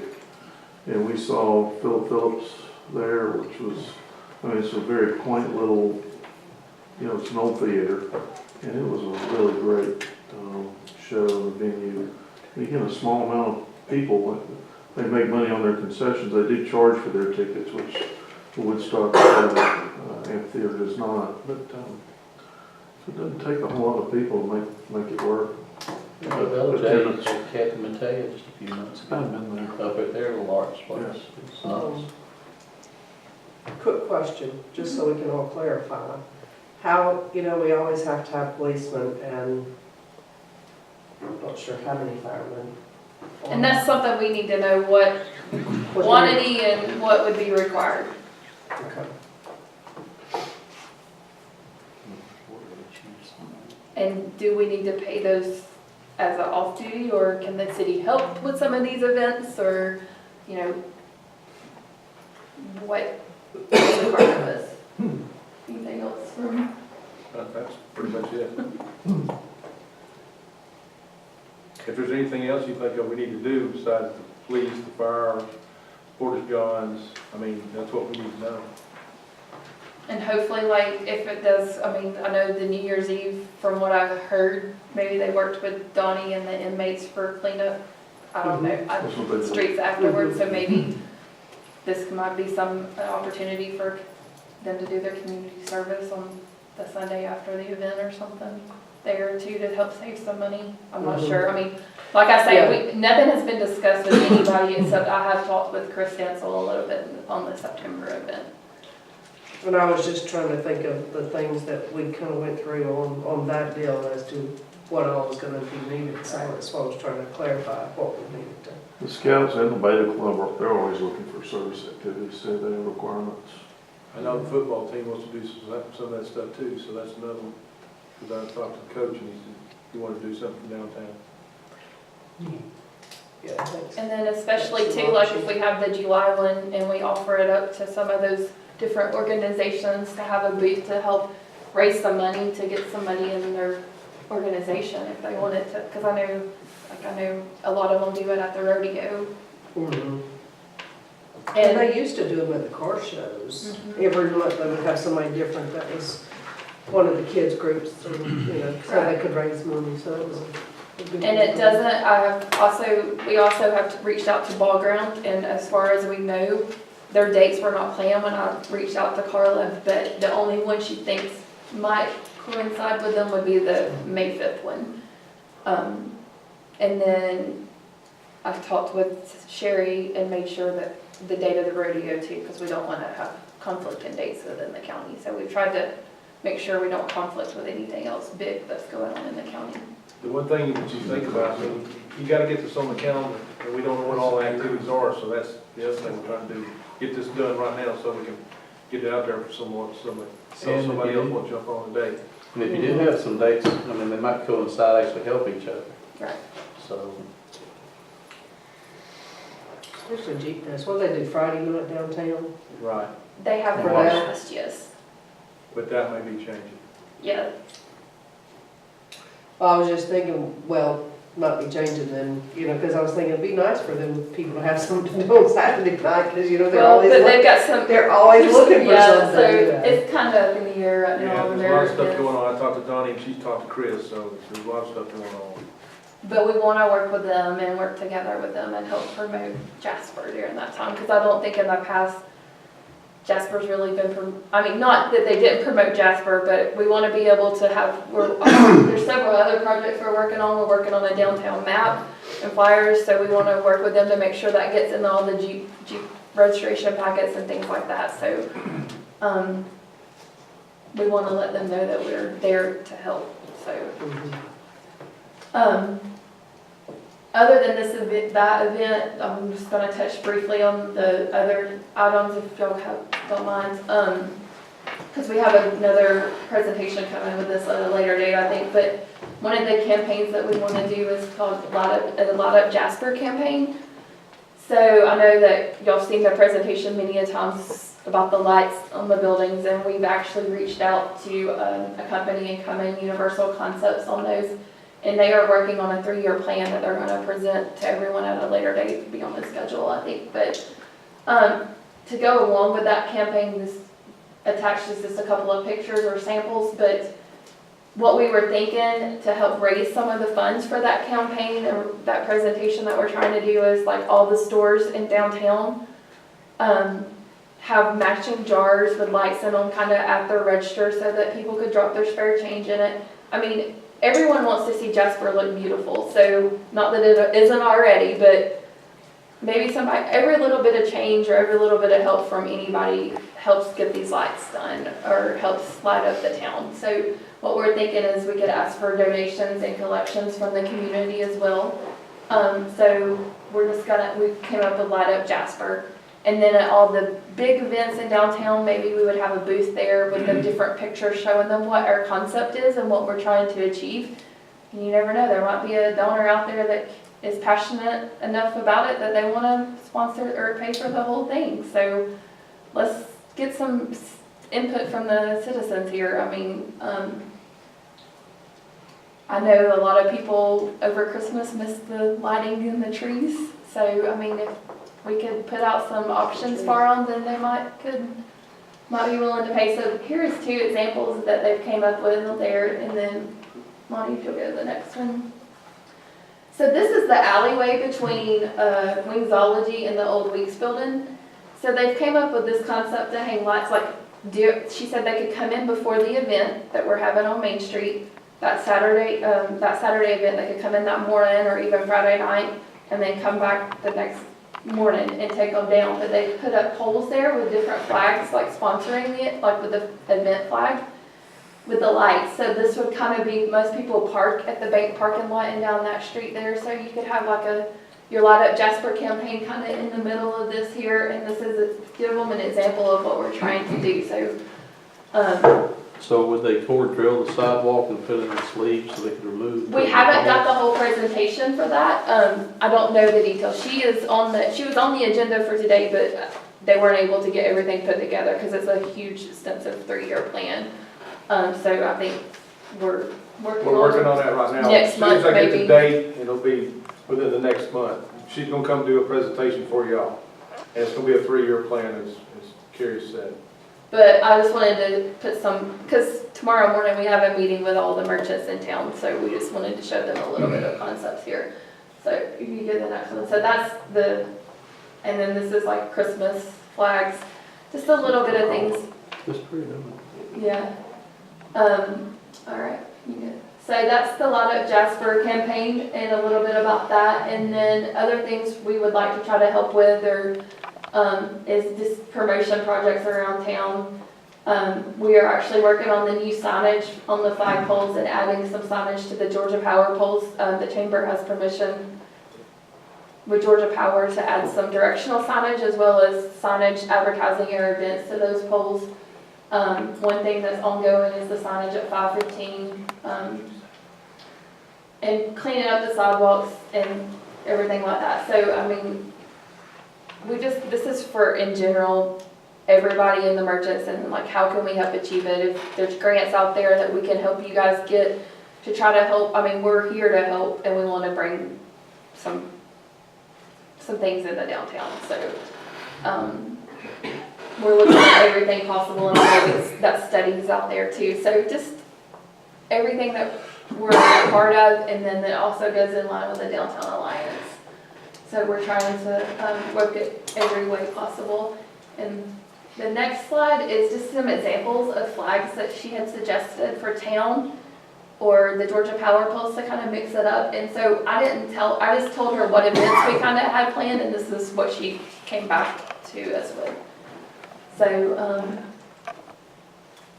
and just kind of keep it consistent. So we're just thinking as people come off of 515, if they have some signage to tell them where City Hall is, where downtown Jasper is, where the tech school is, things like that, and then mix some of this event flags in with it. So as they're coming in, they can read the sign that says every first Saturday there's an event happening in Jasper from May to October.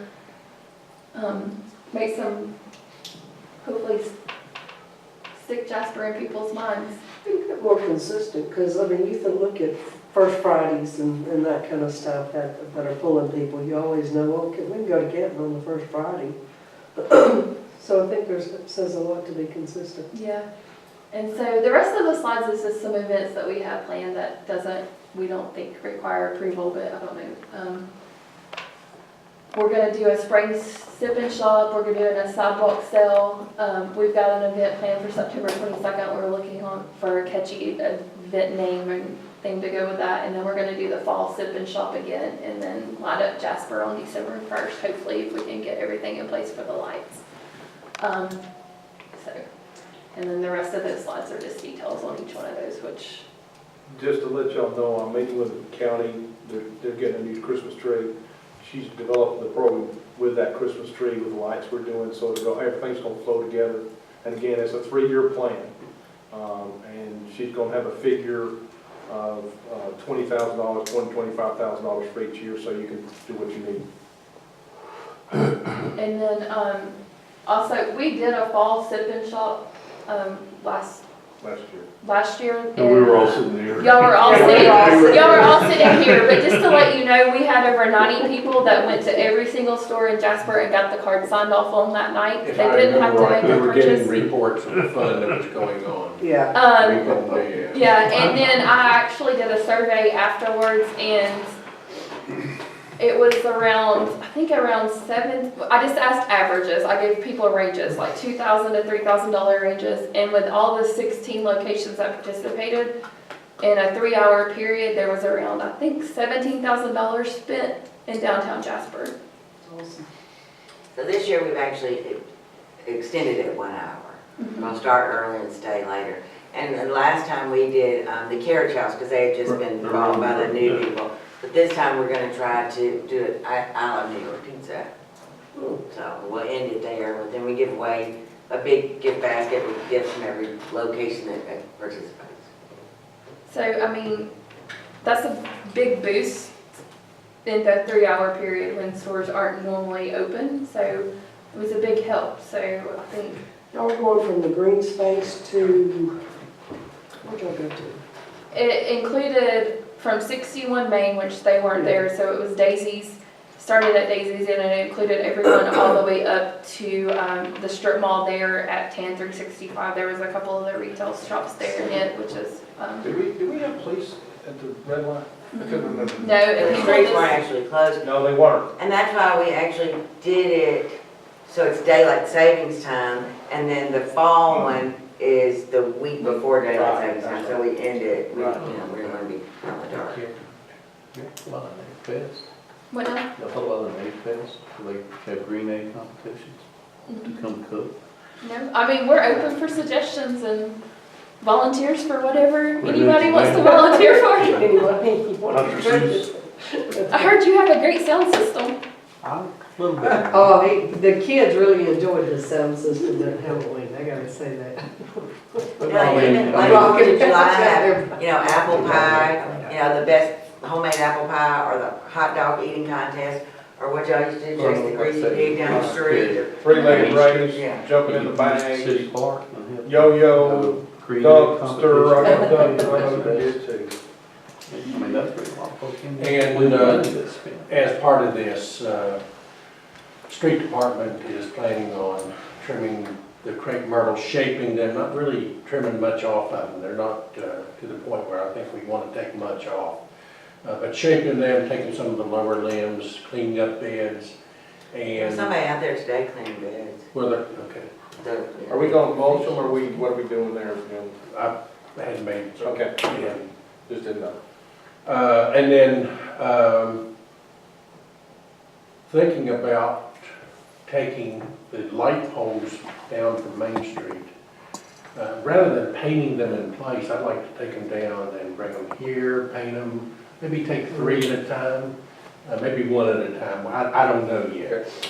But I think we'll do a better job on them here rather than trying to do it installed. So just to let you know about that. Let's talk about that for a moment. What color are you gonna paint them? Well, we were looking at a flat black, and then I understand there's been a purchase made of the arms for the. Well, we already have green arms, we have green water tanks, we just have to be green everything in Pickens County. What color's your little thing there? Oh, it's green, excuse me, I didn't see it. I didn't know anything I about don't- that. I didn't No, know. I just heard them paint, I heard them paint the poles, and I kinda like the green. was. Yeah, I don't have a bit of a problem sticking with, going with the green. They need to be freshened up. I think that's the. I like to have them bring them here though, instead of Hey. getting that on cars and buildings. Well, we would have had to do it on a Get sunny paint day. over the sidewalk. Yeah, get it on sidewalks Windows and and cars. I don't think anybody has a problem painting them green. If you all like black or green. Hey, that's all I wanted to say, paint them any color you want.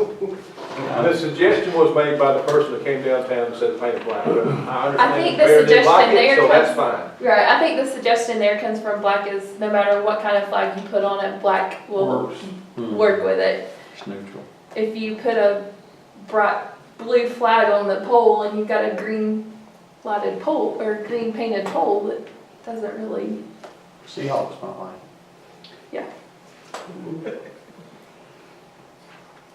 We will paint the poles and we'll probably go with the green. I don't hear any real concern about the color. It's the freshness of it that concerns me.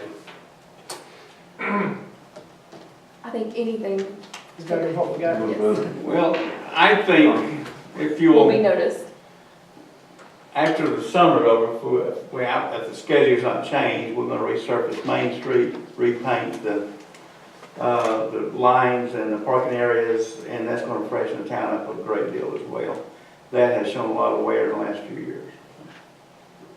Do we have any idea, and I asked you this the other day, have we heard anything about when the other arm's coming up to downtown and the one at Sandy McGee? Fall, is what I've got from the DOT. Okay. Any other questions?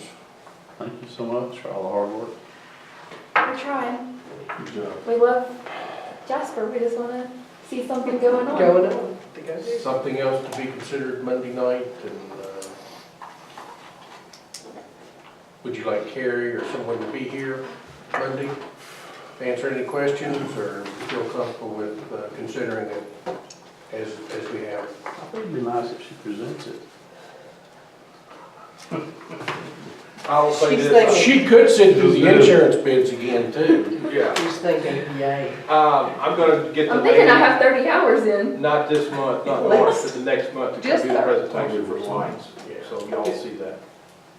I mean, if it's just Just 2 30. minutes. Heck, you got plenty of time there, don't care. No, if I need to be here, I can. You're on call. Would you like to see Carrie here? I don't know her. Yeah, I don't. I'll tell you what, see Carrie, have to bring it I'll back put you on unless the they- agenda, how about that? I guess you're coming. I guess you. Congratulations, you get cleared by insurance. And I'll help you if you need me to. Okay. That's my final last Can duty. you let me know where I'm at? Because I'll have to work it out right on that I'll day, bet but I you- will be here. thank you. I'll put you on new business, Okay. which will be after old business, Which would be late like. which will give you time to get up here. Okay. If you call me, I'll table you. Okay. But you Do might you want to want, ignore me? you might want to talk to some of the other people who are doing some of these events as well. I'm not, I've not always been one of the favorites of the Merchant Association, but, and I think that's where we've gotten, is a good time to compromise, because years ago, there was discussion, get both groups working together, that being the Chamber and the Merchant Association. Just a thought. After they watch this video tonight. So, Yeah, that, you know, we want to work together, but we just have to get it straightened out first. Something to work with. just a thought. Yeah, we definitely want to work together, and we did, I think, for the Marble Festival. I think that was a great. And they are all invited to our downtown merchant meeting in the morning at the chamber, so they So will it's know. actually just, it's not association, it's just merchants meeting that's coming to meet with you guys. And then, so we have a group of the downtown business owners and store owners, that we have a private group that we. That's have actually meetings investors from. of some sort in downtown, not somebody Yes. just interested in Yes. downtown. It's, you have to own a store or own a business in or own the actual building. The real estate. The real estate, or own a store in downtown to be a part of the group, and we have meetings planned for events and things like that. Okay. So, Just a way of us communicating with each other instead of like one of us running, because the last time we did this, we're running up and down the street, it's $30 here, you Well- know, whatever, so we just have a little problem. so they are included in that meeting so that they will know what us business owners in town are doing. Well, what happened years ago, downtown merchants lost control of downtown merchants because no one would show up except Jackie and maybe one more back in the day, and I've actually at those meetings.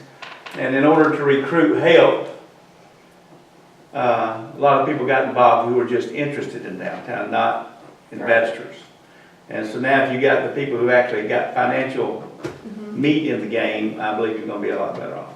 Yes, but now we are not that, so that's where it's kind of came across, even for the New Year's a little bit, is people were coming in my store, oh, y'all are doing New Year's. I'm like, no, that's the Merchants Association, which is just anybody in the county or that wants to join. That's not, but we do invite them to our meetings. We have no fee there's no fee. Yeah, we don't even have an association, it's just.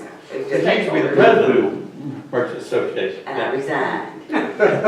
Just want to clarify that. I resigned. How long's it been? 3 years ago. Yeah, I resigned quickly. I didn't know. When, when I resigned was because I got a letter from City Hall, and it was about reserving the park. And it was my signature. I'm like, I never signed that. That's the day I quit. I'm like, somebody signed my name to reserve the park for something. I'm like, Okay. no. Mm-mm. I didn't do it. So, yeah, I quit. So, all right. Well, thank you, Ken. Thank you. Good job putting it together. Thank y'all. Any questions on the insurance, make sure you. Yeah. Break that Well, way. I mean, I bet when you get 30 hours in, like. And she's told you that she's got 30, so. Good job. What have you done? We had a dump truck wreck. You sure that service robot? He doesn't have Okay, well, I wasn't in town, I didn't know. Love when I picked them up. Drove down truck off the side. Thinking about that hill in my house, no brakes. Made a left turn. Yeah, I think I'm okay. I mean, did you cut on the inside? 18 stitches every year. He injured the other person with him. Oh, and I think that was Johnny Simon. And somebody said the Lord, but he's not riding with me anymore. All right, That's I'm gonna okay, take y'all that's along. okay, that's okay. The That's biggest okay. thing that I Did a thought lot of, worse than that. the first thing I thought of, because he chastised me about the green, was when I saw that, I said, now I know he wants green. No, my other choice was purple and I had to go Oh, green. no, I knew you wouldn't go there. Never. Thank y'all. Couldn't go Thank worse. you. All right. The update I sent out last week, not much change to it. I would like Monday night to talk about stormwater drainage. I have tried to get hold of Bill Pickett and discuss it with him. We will get together before Monday night, but there are some areas where the city has gone in. Lonnie, you want to show Jacob Street and Richard? Well, let's see. You just want me to go to individual pictures? Yeah, if you could. Got a new lake. That was a new lake at the Chamber Building. Chamber built a lake. Yeah.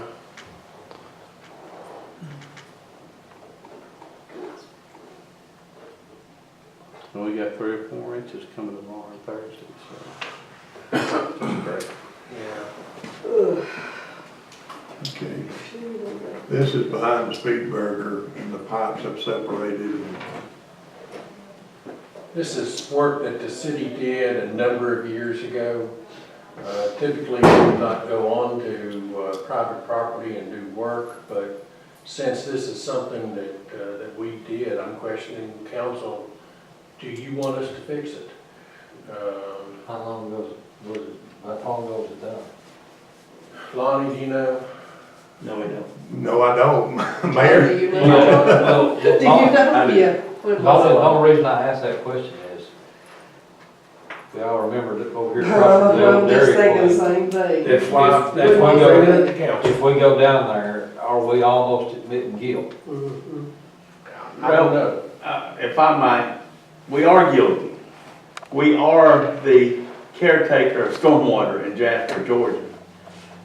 This is water that comes all the way from Walgreens. And it crosses several properties before it gets to this property. And if it's not maintained, such as that right there, it will backwater across State Route 53. But there's more issues than just what you see in here. There's issues of size of pipe that actually goes under State Route 53. But this area, I'm not sure where I'm looking at right there, Lonnie. What is This it? is down between what used to be Mink Eyes and Speedburger. Well, that right there is going to require gravel and dirt to pack that back in to get that ready to go. But I'm looking over here at This this. right Back there here, around the vault, the old vault place? that right there is behind the vault plant. It just needs to be filled back in. It looks like it's still in good shape. But it does need to be maintained, or you're gonna end up more water coming across it. It's probably stopped up as well. Right here, I got 2 videos. You can't tell. This is that deep place where the pipe is separated. That's what it looked like the other Sunday whenever. Well, you're looking at a biblical event, Yeah, so you wouldn't expect much less. but the water just bubbling out right there. So And then the next video, Let me clarify, are you saying Yes, that we are responsible for fixing it? That stormwater belongs to the city of Jasper. It crosses several properties. this is what it looked like on the highway. It's already all up in front of that old station there next to the Speedburger. Yeah. It shows traffic trying to get through it down here. If that stormwater was working perfectly, that would still be the case. Yeah, right. Your biggest problem there is the beavers blocking the property down behind Save-A-Lot, but I did notice all the beaver dams were washed out. And maybe we broke a couple of them, I'm not sure. But beaver dams there backs water across State Route 53. If it weren't for the beaver dams, you wouldn't even need stormwater, it would go across, it was sheathed across the roads. There was a tremendous amount of water on 53 at the Speedburger. Lonnie, show them the other one on Jacobs Street, Jacobs Point. Jacob Point. Okay, That's a structure that was put in that's 2016. That's from the, 2014 when we repaired it the first time. 14, okay. See it now. And then this was the backside of I'll it call you back in a minute. when we How about got done with it. And then, If I might talk about Jacobs Point just for a minute, Lonnie. yeah, But that's when we did the construction. yes. This is shortly after the grand event, Tony likes to call, when we got robbed at the courthouse. And it took us away from doing our jobs. This property is leaving the Pickens County Housing Authority, going on to Jacobs Point, done by a private developer when Jacobs Point was built. After several years, it, like anything else, began to fail. And we went in, and it was the first time we had to beg everybody to get permission to go take care of our stormwater. But it was actually stopping up under Mary Smith's house in her area and flooding her home. We go in and capture the water at that point there, and it lasts, how many years now? This was 14, so that's 4 years. We gotta have 4 years out of it, and a tremendous amount of water goes down through that area. And this is what it, Rogue One, Star Wars. this is what it looks like right now. Everything's eroded out from under the bags of cement. Look, could you get some riprap in there and fill that back in to save that? That's what we was discussing, yes, sir. That wouldn't require anybody more so than taking ownership of the property. It's controlling stormwater coming off of, because Jasper Housing Authority. I'm asking, we have an estimate that we can fix it for $20,000 worth of materials. A lot of that's pipe behind Richards. No, that's including that, some riprap for that. We did put some down there on Frontier, and it really made a difference, up where they fixed that drain down there. And that also includes a spot on the Elizabeth Street where the pipe going underneath the road. That's right here. Deteriorating. It's held up across ties, we got a sewer line there. And it's collapsing. Talking about using our labor, materials, again, we're estimating $20,000 to fix those 3 structures.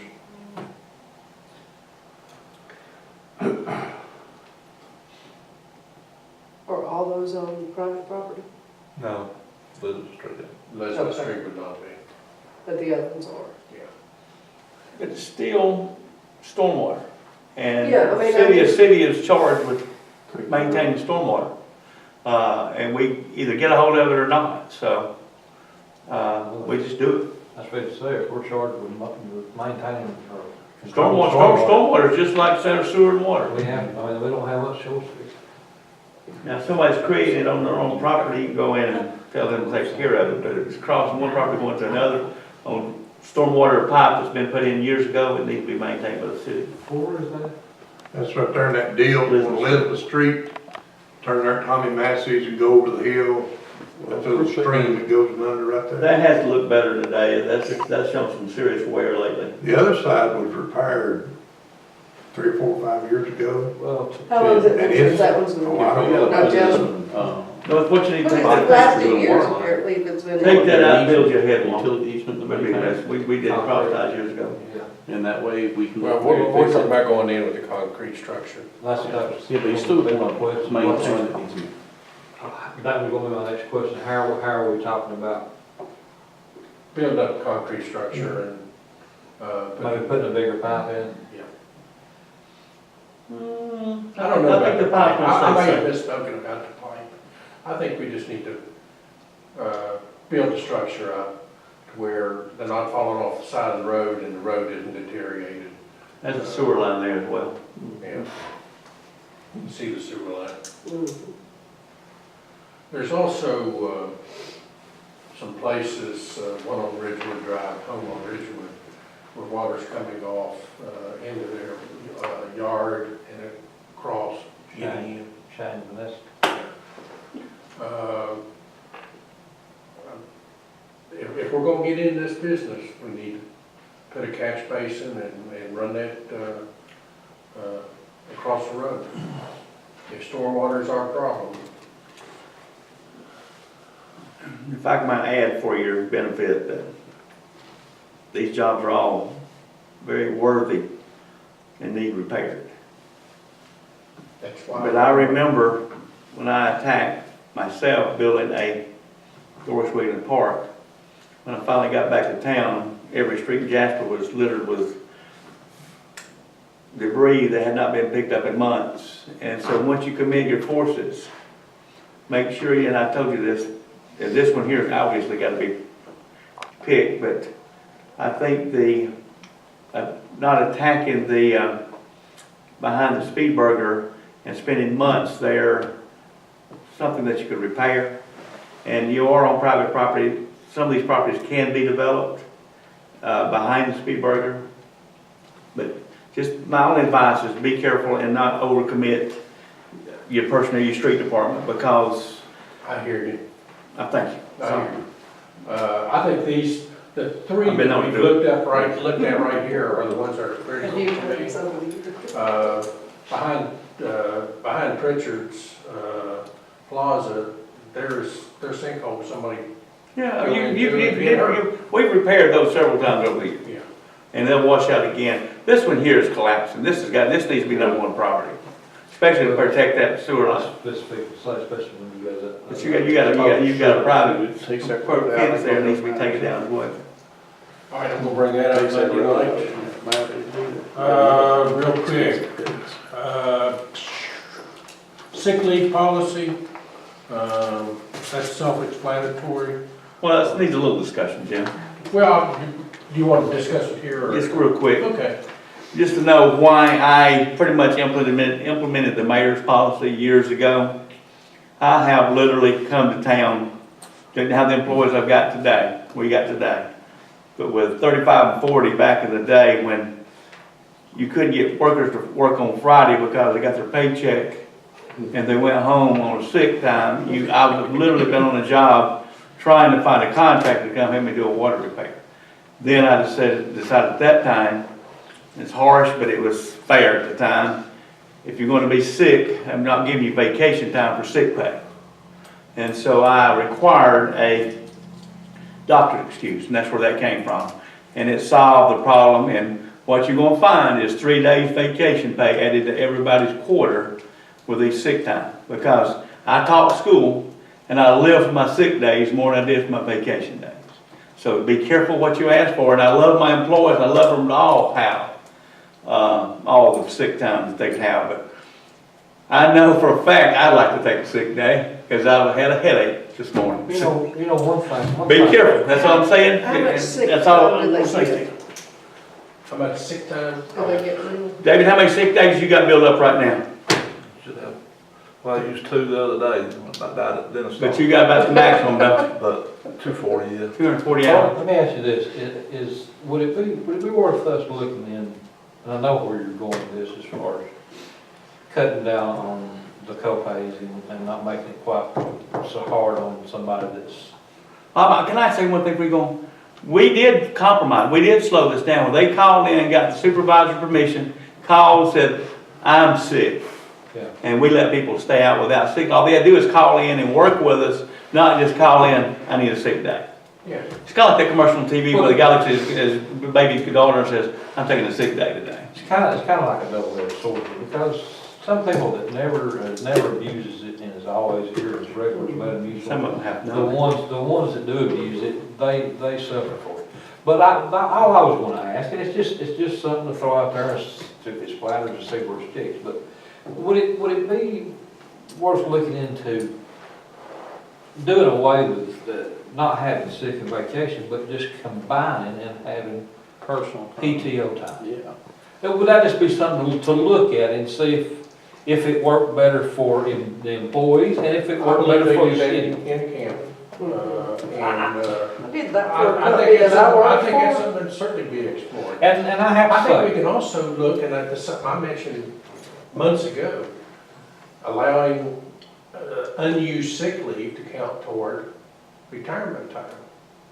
and I have to say, when I started on this council, me and the mayor went round and round because I felt like that if people are here, and if you're here regular and you're never out, I feel like you should be able to use a sick day. But after going round and round with the mayor, and finally him getting it across to me that we're the city of Jasper, we're not the city of Milton, we're not the city of Woodstock, we have what we have, so we have to have our personnel here. I totally understand where you're going with this. I'm just asking if it would be worth looking into combining it and see where we would come out the best. There are so many things that we can look at on this. And I think acceptance of this would not keep us from continuing to look at other options. I mean, there's all kinds of theories. I mean, it's like, why work 6 days belong to the company, they don't belong to me. Whereas if you have personal time off, that actually belongs to the employee. It's called vacation. But you also gotta, when you start combining that, you gotta look at what you're gonna allow them to keep on the books as liability, as personal time. Because like you said, I mean, you know, you had a good point as Good far as. discussion. Yeah, I agree. It's definitely Well, worth it's- considering, but and that- I did what he said with 360 the. hours, I think, for the state. And that goes back to like Jim said, if you, somebody like David that never uses it, you build it up, that, you know, when you get so much built up, it could go, you know, toward your early retirement. For consideration. You're right, Yeah. there are many things, and Well, I just happened to see Canton's vacation or personal leave, whatever they call it. It looks interesting to me. And then you get Need to some, look at it. you get some that they get time, it carries you just to where long-term disability kicks in. The one that said that's the limit to it. You, that way you're not coming up with 2 to 3 years of vacation to retire with, kind of like what the state does, for like a lot of their folks. it's like he said, we're a city in Jasper that we're not the same. You use David one more time. He has a operating budget that allows him to have the very minimal amount of employees. And if one of his personnel decides he's gonna use a sick day Friday evening, and he calls Mr. Hall, his only option is that he comes into work or he calls in another employee to work that's probably on vacation. More than likely it'll be David coming in who planned to be off that. Because If you use somebody else, then you've just ruined your shift it says, sometime in the future. David, am I wrong in that thought process? Well, and that's why I started saying, company I worked for, I did that, I combined the sick and vacation time, which I'll tell you what happened with us. People they didn't call in sick as much. Literally, the sick time usage went down because then they scheduled their day off. Because it was all personal time, so they could use it. And so we got the benefit of them scheduling the time, so it would give a supervisor a little bit of leeway. Because we had to we had department managers in the store that had to be there. The So city of Jasper has a very liberal vacation policy. When I left, I had 4 weeks vacation each year. And those build up awfully quick when you can't take off, when you run within our budget. So keep all that in consideration. I'm sure there's wiggle, and I hate for my employees to look at me and say that. I knew he was the guy that always knocked me out of my vacation time. Or see, one thing that made a difference on the workman's comp was when y'all give them a bonus day for not having workman's comp claims, you thought you'd give them $1 million. They immediately, nobody will work. But then I had a wreck every time, I never got that bonus done. But that made such a difference. And the employees talked about it. copy them, or, a lot of companies do that, but you're exactly, things for them to look forward to that, Yeah, a bonus for not taking off is, they're all for that. They thought that day off, they'd fight you over that. They'd have poison oak or something. Don't go to the doctor, you'll lose your day off. I'll go after. Yeah, that was, but then at the end, we had to give it to everybody anyway, because he felt like we was intruding on somebody's, rights. Never mind, I'll stop. You can give them all the I couldn't regardless for participation. Participation trouble. Participation, trying to think you can do it. What's wrong with the world? Job description. Oh, I'm sorry, go ahead. No, I just said, I think that's a lot of good ideas and some feedback that we can work on those policies, for sure. And maybe you want to assign this to a personnel committee, I don't know. Job descriptions, distributed one for city manager. I did get some comments from Sonny on a couple of things that he would like to see added. I have put them on there. Any other comments you have, I'd be glad to have them and include in a draft that you all can approve. I don't know if you're ready to approve this one or not. I did not put a copy of that. That's okay, I got it. because I think I made a couple of notes, but. Let me know about that. I ask one thing, and just not to be a gadfly, but, you're not gonna create a situation where somebody's gonna tell you, you gotta do something, that's not my job. Because my job description's always been, if you don't like what you're doing now, wait a few minutes, it'll change in Jasper, Georgia. But if somebody who's a mechanic down here, all of a sudden, or the mechanic's boss, who says, that's not my job, that's when you're gonna have. Every job description I At the worked bottom under, at has. the bottom has the statement, other duties as Well, assigned. okay, okay, that's fine. And they've never had to say that to me. I have said it to other employees, and it works fine. All right, well, Yeah. not my job would be a good day. No, not a good answer. Appalachian Trail, thanks to Lonnie, I quit putting that as Appalachian Court. My bad, but it is Appalachian Trail. We need to decide what it's gonna be. And then, I don't know if you want to discuss it now. Any ideas? John, it's Yeah. sort of been your. Kind of my baby. We're getting some feedback that the big road's coming. But they've been giving feedback, the big road's coming since 1992. And prior to that, I believe. So our goal was to get traffic flow going in the right direction now, with our efforts on my last few days working on that project, and now it's at a standstill for reasons, and I dealt with the property owners around it, and I think we've got enough room to build a good path around it in order to make it usable. With that being said, the decel lane, Ronnie, you can correct me if you had any contact that I don't know about, should be happening in March. We're in front of the school, they're going to do a decel lane, turn it onto Holly, and it's going to open the world up to the area behind the Methodist Church. Will encourage a lot of traffic. And town, I know we had a lot of traffic on Main Street today, but town should not be totally restricted to North and South Main Street in the Central Business District. There's so many areas around Jasper that have water, sewer, all the capabilities, and it's been stuck in where it's at now because it's the way it's always been done. But a little bit of change of traffic flow, a little feeding with the lifeblood of automobiles into that area, we got another commercial district. And I think we're on the right track by finishing that road. And I think we'll encourage the DOT, if we get this thing laid out just right, when they get to it, they may make it even better. But what we had planned, excuse me, I'll correct that, what I had planned was lighted area all the way around with sidewalk, a real center of Jasper transportation hub, because we had everyone around the property, save maybe the Methodist Church might not have been too excited about it, but we're taking a lot of land on the other side of the church properties. That this would have been the focal point where you could get to any part of Jasper from that area.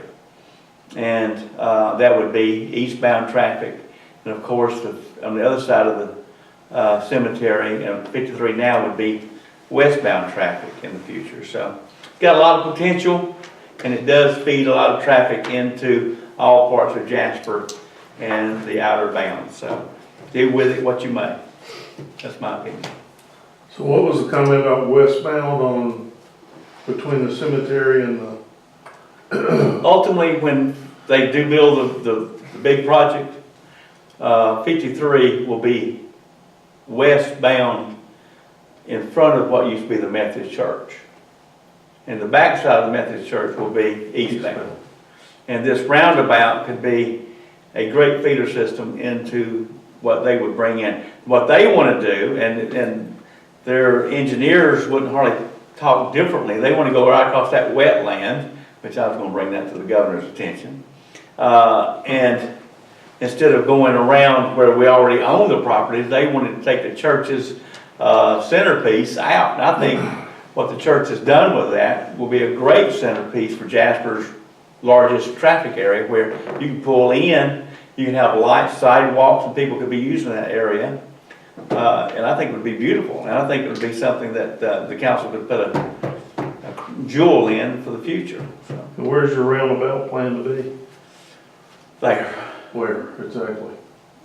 I'd have to draw it for you again, but. Coming down coming down, by the cannon plant, is it right there, Well, or is it up? what I want, the ideal thing would be if you're coming down from Roper's Funeral Home Right, and you want to go out A.W. Lawson Boulevard, you're not gonna like it, but you'd have to drive all the way around and you're looking at where you could get right there. So you could do a four-way stop there, but you'd have a little traffic mix where before you could just drive.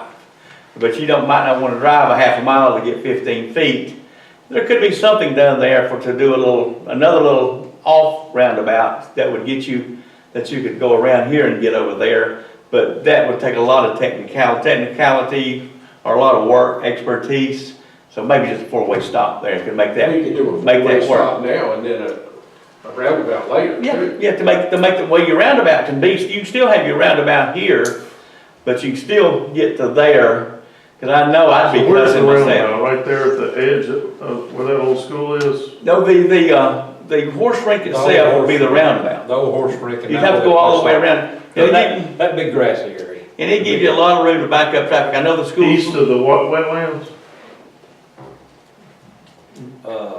See, I wasn't here when the horse race was there. Well, the Yeah, I was horse. thinking the same thing. You Where got the soccer you got field the is, catch is the old horse. Okay. Yeah, Gotcha. yeah, I'm misleading you there, but No. it's just, you got an opportunity, no one would ever have to stop. It's just traffic would flow. And especially if we fed it off of Holly Street, all the traffic would come on to that area that would be going eastbound. If we could encourage them to come that way, it might not be that they would have to put a road through the middle of Mike Mosley's house or through Dub Lawson's pasture. They probably will anyway because they're hell-bent and determined to build that way.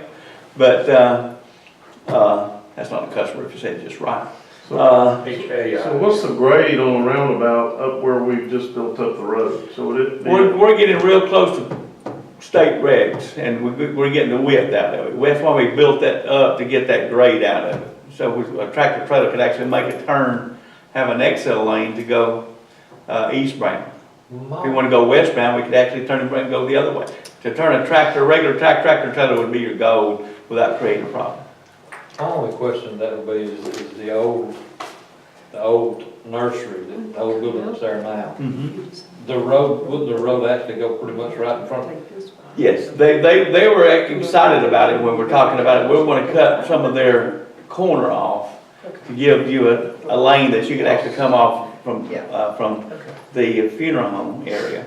But all that could be worked out. I mean, and I think the simplest Jim mentioned would be if we had all this working, a four-way stop at that one end, which would be counterproductive to have to stop anybody when they could just take off and drive. But I think it'd be disheartening that I could go right there and be there. And where's the four-way stop? I'm sorry.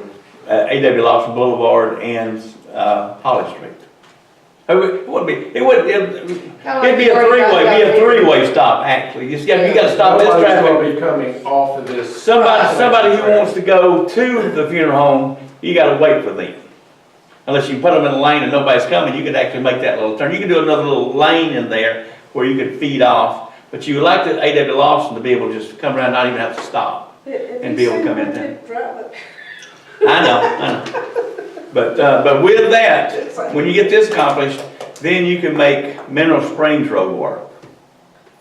And you got Clyde Wood Street, that's a pig trail that could be made more viable as well for that whole end of town. And you could actually, Mineral Springs Road could be opened up. It goes into an area that could feed traffic all the way to 515, go by the funeral home. And if West Sellers went all the way into the horse race. Say that, I'm sorry? Yeah. West Sellers Yes. into the horse race. You could actually bring it through by buying maybe one property. So you could build a heck of a road system in that area, and every bit of it becomes prime commercial property that would greatly enhance our digest. And Lonnie, you're looking for, roads, paving project to be bid, how soon? As far as I'm concerned, they go out any day to, 1st of March, and And it does not include anything for Appalachian Trail.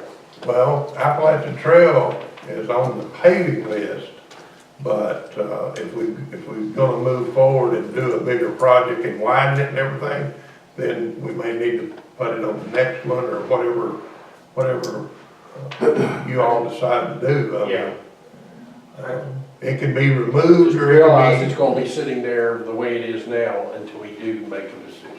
So there's no modern infrastructure in any of that area, is there? What we'd have to do, I'm sorry, say that again? There's no modern infrastructure in any of that area. When they built the church, the new part of the church, was there any kind of? Thoughts of moving on to that property? Well, the main leaving the water tank runs south of Appalachian Trail. I'd like to change that to horse ring first chance we get. To the left, and we will probably have, I would hope to be able to put the sidewalk, curb gutter and sidewalk over our water line. Where if we have to get in and repair it, we just take out the sidewalk area. Now, I wouldn't mind having, if you got really excited about this, but sidewalks on both sides of this road and curb gutter and street lamps where you could actually walk that at night or day and be part of the park itself. With probably have guardrails to keep people from running through the soccer field and whatever. I believe we can make it safe with guardrails or sidewalk. We need to put a guardrail inside. On the inside now. In areas where you turn and where you would have children playing, wouldn't let them run down the road. Definitely. But it'd be a great area though, would be but the road ultimately would be more important. Let the church hear this. Soccer field. The road would feed, I think, a whole different part of town that we've looked at for years. And I'll tell all of you, I do not have one penny invested in any piece of property in that area, so I'm not trying to feather any beds. What's the difference from the road that's behind the church than that? That road would be part of this road. It would come around and make it. Where you'd actually come out, you could actually go back toward the school or go north. Go east. But you can only go one way on the trail itself behind the church.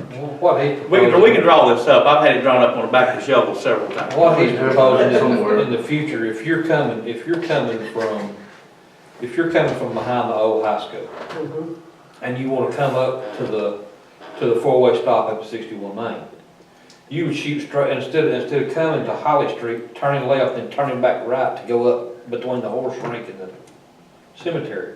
When you get to that stop sign, A.W. Lawson, you would go straight across and then make that left-hand turn, the bend in the road that comes in, where it comes in above the tennis courts. You wouldn't turn left at A.W. Lawson, then turn back right in between the cemetery and the horse rink. You would go straight, come around the park, and where it comes in above the tennis courts now, and just make one right-hand turn to come up to the stop sign at 61 Main. Well, there's a little drive. Well, that was an area where I was going to go visit the school superintendent. Okay. And you might put on your projects, Jim, the opening up of Dixie Street, which I've got it. Okay. We've got it. I've already got it.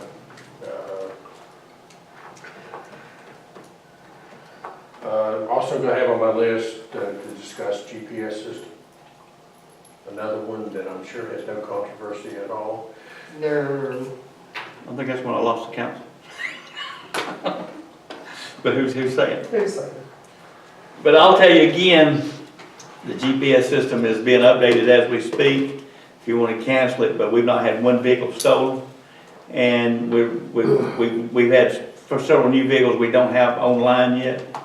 And, but this is the best management tool a man can have. You can know exactly any time where every vehicle in the city of Jasper owns by looking at a map. And we've got millions of dollars worth of equipment. We wouldn't know that because we've never seen anything on the GPS system except for, y'all know that. I'm sorry.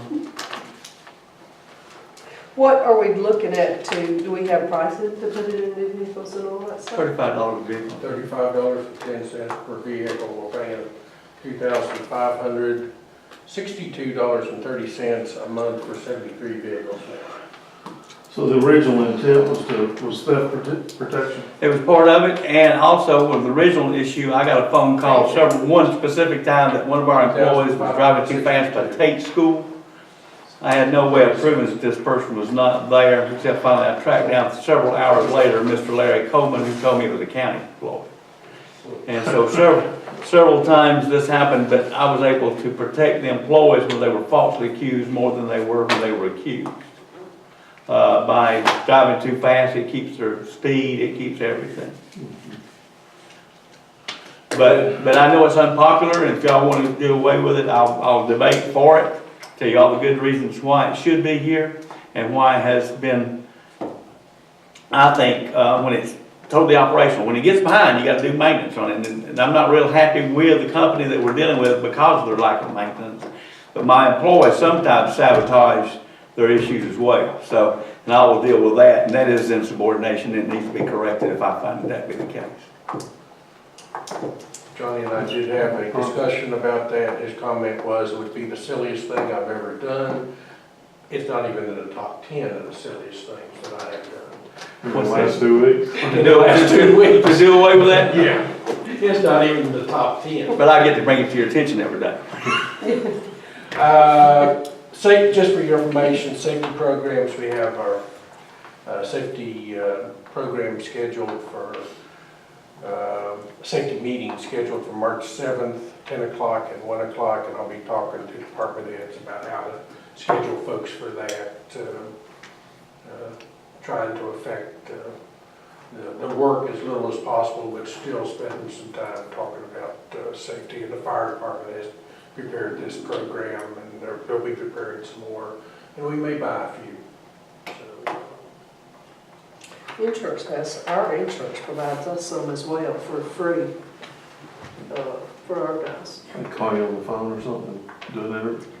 Well, they've got different options. Some of it they'll just send to you and your people do the program, or, they'll take a particular subject. And several insurance companies do that. Yeah. And we actually have, and Stella's ordered several tapes over the years that we could look at, but the power companies and the gas companies and everyone will give you whatever they have available. But our biggest issue is trenching, is breaking water line, breaking power lines and gas lines, and running the risk of injuring someone or killing someone, but as well as being fined for this. People don't like having their underground utilities cut. We don't either, but those things can get you hurt when you're dealing with gas and electricity. Even lockout, tag out. We're going to discuss that a little bit. Yeah, What's that? Lockout, tag out. De-energize power and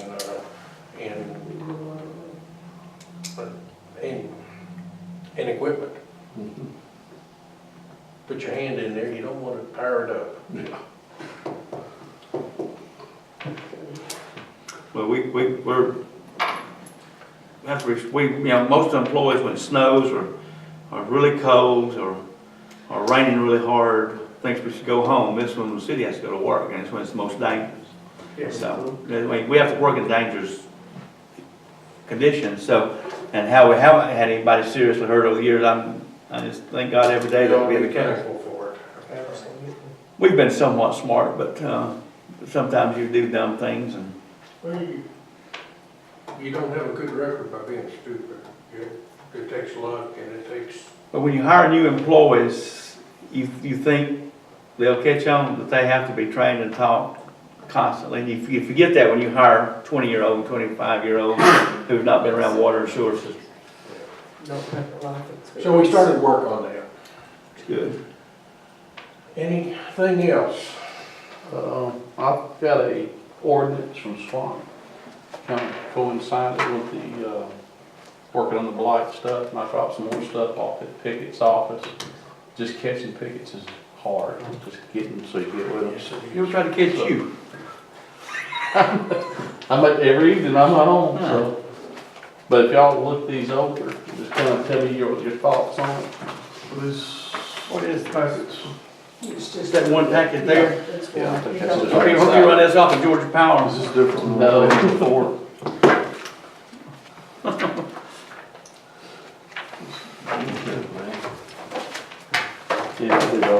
upside down on that one. Did I get one? So, I'll think you another one if you need to.